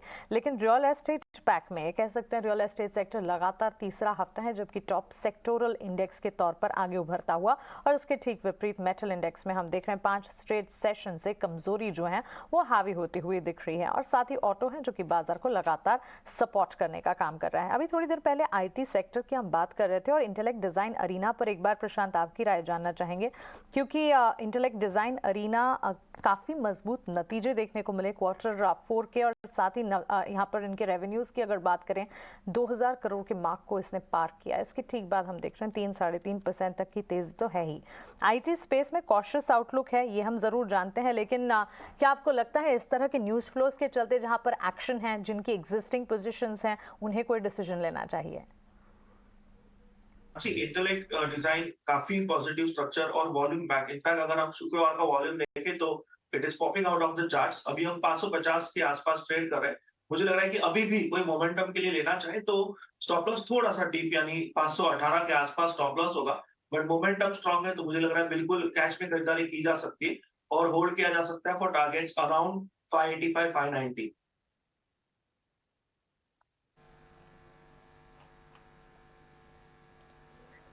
ठीक है, अलग अलग स्टॉक्स का मोर थोड़ा चेक कर लेते हैं कि कहाँ पे आज शुरुआती मोमेंटम अच्छा मिल रहा है। सौदे बनने चाहिए, कुल मिला के बात सारी यही है। मिड कैप कैटेगरी में मैं आके चेक करता हूँ तो वहाँ पर अगर आप देखेंगे तो एक उज्जीवन स्मॉल फाइनेंस के नाम से कंपनी है, 31 रुपये का शेयर है। प्रशांत एक बार ज़रा चार्ट खोलना, 4% ये शेयर ऊपर है। उज्जीवन का शेयर लेके आइए, स्मॉल फाइनेंस बैंक। और ये हमने जब 50 रुपये वाला एक शेयर की कैटेगरी की थी फ्राइडे को, उस शेयर के अंदर हमारे दोनों एक्सपर्ट राहुल शाह भी ये कह रहे थे और साथ ही विनाश कोरेक्षकर भी कह रहे थे कि फंडामेंटली स्टॉक्स ठीक है और इसमें एक मर्जर भी ड्यू होना है, तो ये शेयर थोड़ा री रेट हो सकता है। 31 रुपये का शेयर है। प्रशांत एक बार ज़रा चेक करना, ये शेयर ठीक है, मैं इसको थोड़ा इन्वेस्टमेंट करूंगा। डिम्पी जी, 2 तरीकों से इसमें मैं सलाह देना चाहूंगा। एक होगा जिनके पास पोजीशन हो या जो इन्वेस्टर लेना चाहते हो, आपको 28 के जस्ट नीचे यानी आप 27-50 का स्टॉप लॉस रख के ले लीजिए। आपके टारगेट्स होंगे करीबन 44 के आसपास। और उसी के साथ में एक और चीज भी कहूंगा कि ये स्टॉक अभी जब 34 का लेवल 34 का लेवल क्रॉस कर देगा वीकली बेसिस क्लोजिंग पे, यहाँ पे आपको पोजीशन बहुत स्ट्रांगली ऐड करनी चाहिए। जो मोमेंटम चाहते हैं वो वहां पे और स्ट्रांगली एंटर करें। ये यहाँ से 44-45 तक के, यानी अगर हम 34 से भी देखें तो करीबन 30% रिटर्न्स के लिए आप बाय कर सकते हो। स्टॉप लॉस आप 30 के जस्ट नीचे यानी 29 का तब रख सकते हो। फिलहाल इस लेवल पे जैसे मैंने कहा 28 के आसपास स्टॉप लॉस रख के आप बाय कीजिए। मुझे लग रहा है पोजिशनली 44 तक ये जा सकता है। स्लो मूवर होगा, क्वांटिटी मैनेज कीजिए और स्लोली ऐड कीजिए। जैसे कि 34 के ऊपर निकल जाए क्लोजिंग बेसिस पे, तब आप एग्रेसिवली ऐड कर सकते हो। बट फिलहाल क्योंकि रिस्क कम है, आप ट्रेड बिल्कुल शुरुआत कर सकते हो। ओके, ठीक है, डन। फिलहाल अगर आप मार्केट्स में देख रहे हैं ना तो वो तो एक रेंज का ही कारोबार हो रहा है। अच्छी बात यह है कि हम अपने रेजिस्टेंसेस को आप पार करने का अटेम्प्ट बार बार ले रहे हैं और बैंक निफ्टी तो कर भी रहा है। निफ्टी से थोड़ा मुश्किल हो रहा है, बस वैसी कोई दिक्कत नहीं है और हम सपोर्ट काफ़ी पक्के हैं। इस बीच कर्नाटक के इलेक्शन हुए, नतीजे आ चुके हैं, बाजार उसको कैसे रीड करता है? शुरुआती देख के तो ऐसा लगता नहीं है कि कहीं भी उसको बीजेपी की हार और कांग्रेस की जीत का कोई इम्पैक्ट नेगेटिव पड़ता हुआ दिख रहा है। बकायदा आज तो तेज़ भी है। अमित शाह वोरा इस बीच मेरे साथ जुड़ चुके हैं, उनसे एक बार ज़रा समझने की पूरी कोशिश करते हैं कि इसका इम्पैक्ट कहीं आएगा। अमित शाह मैम, बहुत बहुत शुक्रिया, थैंक यू वेरी मच। अगर आना होता अमित शाह मैम तो शायद शुरुआत में एक बार निफ्टी को झटका ज़रूर लगता, लेकिन ऐसा कुछ दिख नहीं रहा। ऐसा लग रहा है कि जो सदर्न इंडिया के चुनाव हैं उसको आप नॉर्थ इंडिया से नहीं कर सकते कनेक्ट। उसके अलग राजनीति, अलग विषय हैं, और नॉर्थ के अलग राजनीति, अलग विषय हैं। और बीजेपी का स्ट्रॉन्ग होल्ड हिंदी बेल्ट है, ना कि सदर्न इंडिया है, जहाँ पे वो पहले थी भी नहीं। तो एक बार आपका व्यू पॉइंट मार्केट से इसको कैसे कनेक्ट करें? देखिए, ऐसा नहीं है। कर्नाटका ने लास्ट ईयर लोकसभा में 28 सीट कंट्रीब्यूट की थी, तो वो एक छोटा नंबर नहीं है। और अभी जो इससे थोड़े लेसन्स है, कर्नाटका ऐसे भी बड़ा स्टेट है, ये 4th रिचेस्ट स्टेट है इंडिया का, सो इससे रिसोर्सेज बहुत जनरेट हो जाते हैं। तो market in the short term also has many other factors like peeking out of interest और डॉलर इंडेक्स सॉफ्टनिंग और ऑयल सॉफ्टनिंग। सो एक मोमेंटम अगर ग्लोबल में है तो मार्केट एफआई इनफ्लोज के चलते थोड़ा मेंटेन रहेगा। बट आई डू फील कि मुझे ऐसा लग रहा है कि ये जो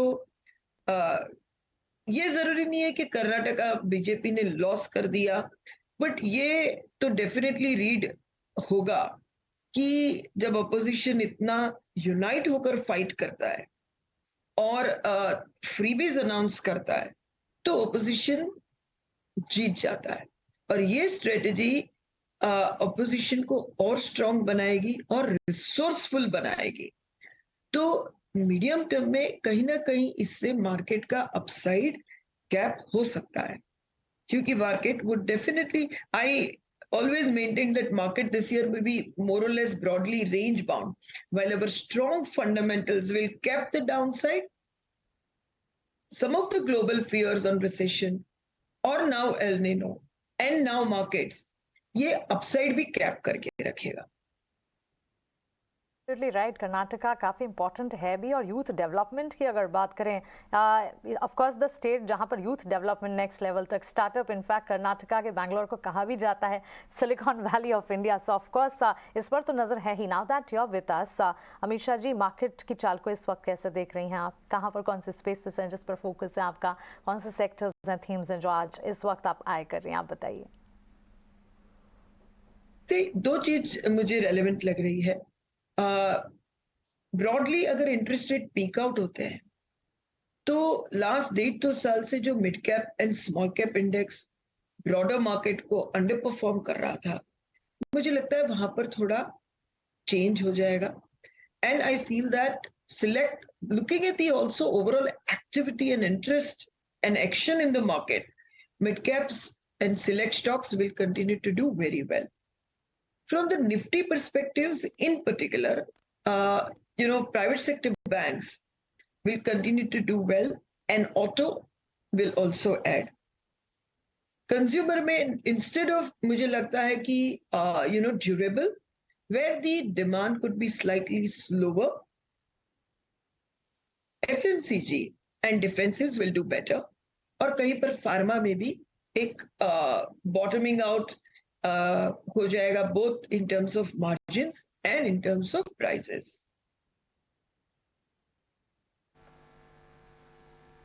ठीक है अमीशा मैम, बहुत बहुत शुक्रिया, थैंक यू वेरी मच। आपने अच्छा एनालिसिस करके बताया मार्केट से कैसे कर्नाटक के इलेक्शंस को जोड़ा जाए और कैसे ऑपोजिशन इसका आगे चल के भी और बेनिफिट ले सकता है। ये फ्रीबीज का कल्चर हम 2-3 स्टेट्स में तो देख चुके हैं, खासकर इलेक्ट्रिसिटीज़ में से एक रहता है कि 200 यूनिट 300 यूनिट फ्री कर दो। बहुत शुक्रिया ma'am, thank you very much, आज अपने समय दिया, अच्छा लगा आपसे बातचीत करके।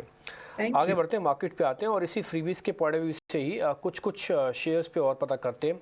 एक बार आप जरा यूबीएल और यूएसएल का चार्ट भी लेके आइए। दोनों ही बेसिकली एथिकली देखा जाए तो पुरानी कर्नाटक कंपनीज हैं। इन दोनों के अंदर कोई ट्रेड बनता है क्या? यूबीएल इस समय हल्के से हरे निशान में है।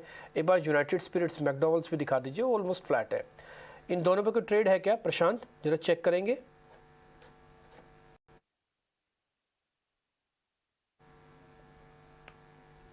यूनाइटेड स्पिरिट्स में तो फिलहाल मुझे लग नहीं रहा है कि कोई ट्रेड होगा, बट अगर कोई छोटी रिस्क लेना चाहे एक रेजिस्टेंस पे बट प्योरली क्योंकि रिस्क छोटी है तो यूपीएल में मुझे लग रहा है हम 1416 पे है, तो यहाँ पे 1395 1395 के स्टॉप लॉस से आप बाइंग कर सकते हो।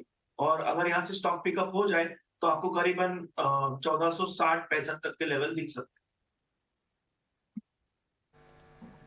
हैं। एक और शेयर आप चेक करना, वो है पूर्वांकरा। ये रेंज का ब्रेकआउट करने की अटेम्प्ट ले रहा है, स्ट्रॉन्ग पुल बैक है। ये पुल बैक 60 से शुरू हुआ, आज हम 84 पे आ चुके हैं। एक बार जरा पूर्वांकरा दिखाइए, 3.5% ऊपर, अभी वापस वॉल्यूम के साथ भी चल रहा है।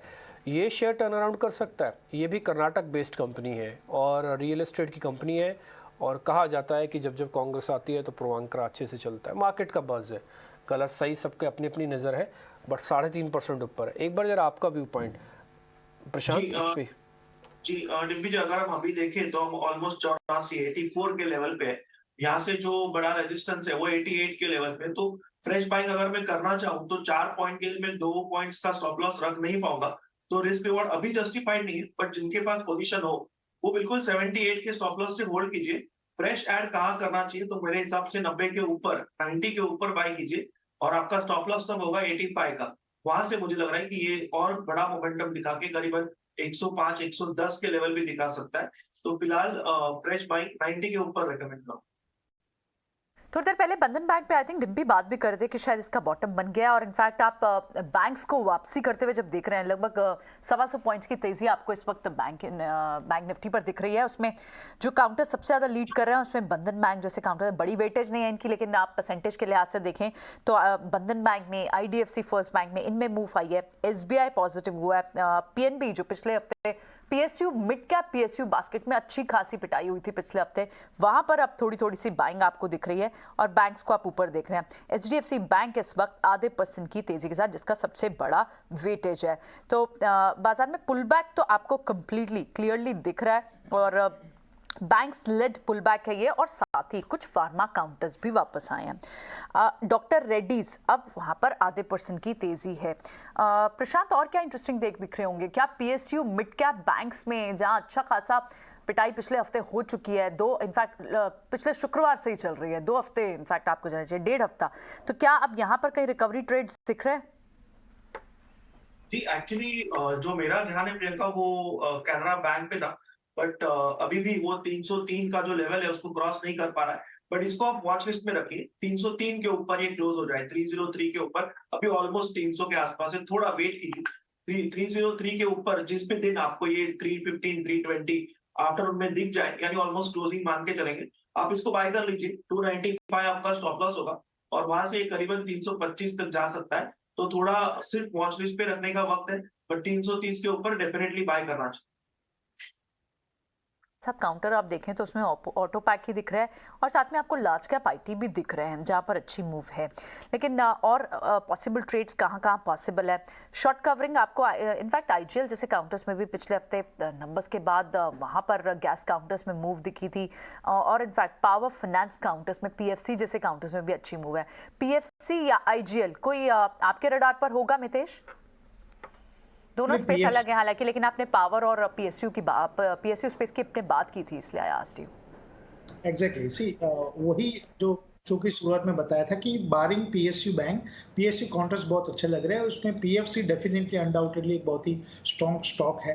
162 का एक मेजर रेजिस्टेंस था, वो क्रॉस करके सस्टेनेबल अपमूव स्टॉक ने दिखाया, तो हमारे हिसाब से stock is now ready to enter into a new trading range. कहीं ना कहीं 200-220 के टारगेट अगले 6 से 9 महीने में आने चाहिए, तो हमारे हिसाब से with in that PSU basket FNO में PFC definitely is a good contender, या करंट लेवल के ऊपर खरीदारी की सलाह रहेगी।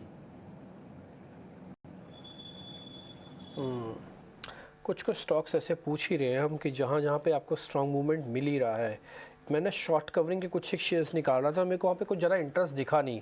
एक मन्ना और मुथूट ही दिख रहा है, बट लेकिन उसका बिल्डअप इतना स्ट्रॉन्ग नहीं है कि मैं इसको प्लस कर जाऊँ। जैसे मन्नापुरम का अगर आप आज OI देखेंगे तो 1% भी नहीं है। आप फ्यूचर वाली प्लेट लेके आ सकते हैं एक बार, इसकी मन्नापुरम की फ्यूचर्स प्लेट। और मुथूट का भी देखेंगे ना तो उसका भी OI आज 1% भी नहीं है। इसमें जो शॉर्ट कवरिंग हो रही है ना वो बहुत दमदार तरीके से नहीं हो रही है। आप यहाँ पे देख पा रहे हैं, देख रहे हैं यहाँ पे ओपन इंटरेस्ट परसेंटेज लिखा हुआ पे -0.41 है। सेम आप मुथूट का भी दिखाएंगे ना तो वहाँ पर भी आपको ये दिखेगा। तो शॉर्ट कवरिंग में आज कुछ ज़्यादा दम दिख नहीं रहा जो शेयर्स है। हाँ, जहाँ पे लॉन्ग बन रहा है वहाँ पर भी कुछ ओपन इंटरेस्ट शुरुआत में वो स्ट्रांग नहीं है। जब मैंने शॉर्ट्स वाले शेयर चेक किए तो एक बलरामपुर चीनी मेरे को दिख रहा है कि शायद ये थोड़ा और गिर सकता है। एक बार बलरामपुर चीनी चेक कीजिए मितेश आप। मैं ये नहीं कह रहा कि ये एक बर्म से भरभरा के गिर जाएगा, बट ऐसा लग रहा है कि शायद एक राउंड ऑफ तेज़ी इसकी कंप्लीट हो गई है। या तो ये साइडवेज होने जा रहा है या तो ये हल्का प्रॉफिट बुकिंग कराएगा। आपका क्या नज़रिया है इस पे सर? मेरा नजरिया ये है कि जो गिरावट है वो शायद एक्सटेंड होगी गोइंग फॉरवर्ड, और डबल बॉटम फॉर्मेशन जो है वो कंप्लीट करेगा स्टॉक बाय टेस्टिंग 356 लेवल। तो करंट लेवल के ऊपर खरीदारी की मैं सलाह नहीं रखूंगा। मेरे हिसाब से स्टॉक और भी गिरना चाहिए अभी, क्योंकि उसने 3 या 4 बार, अगर आप पिछले 3 महीने का चार्ट देखो तो 3 to 4 टाइम्स अटेम्प्ट किया है पुलबैक का, लेकिन जब भी अटेम्प्ट किया बहुत भारी गिरावट के साथ उसने फिर से वो 350 से 360 की रेंज को टेस्ट किया है। तो इस बारी भी हमारे हिसाब से 350 से 360 की रेंज स्टॉक जो है वो अटेम्प्ट करेगा। एज ऑफ नाउ मेरे लिए बाय साइड ट्रेड फॉर्मेशन नहीं रहेगा। I will wait for 350 to 360 और उसके बाद मैं बाइंग इनिशिएट करूंगा। तो एज ऑफ नाउ बाइंग के लिए avoid, selling is not advisable, क्योंकि बहुत तेज गिरावट है पिछले 2 या 3 दिनों में से, इसलिए रिस्क रिवॉर्ड रेशियो परफेक्ट नहीं बैठेगा। एक और शेयर मेरी लिस्ट में है जिसका बिल्डअप काफ़ी स्ट्रॉन्ग आया, कोलगेट है।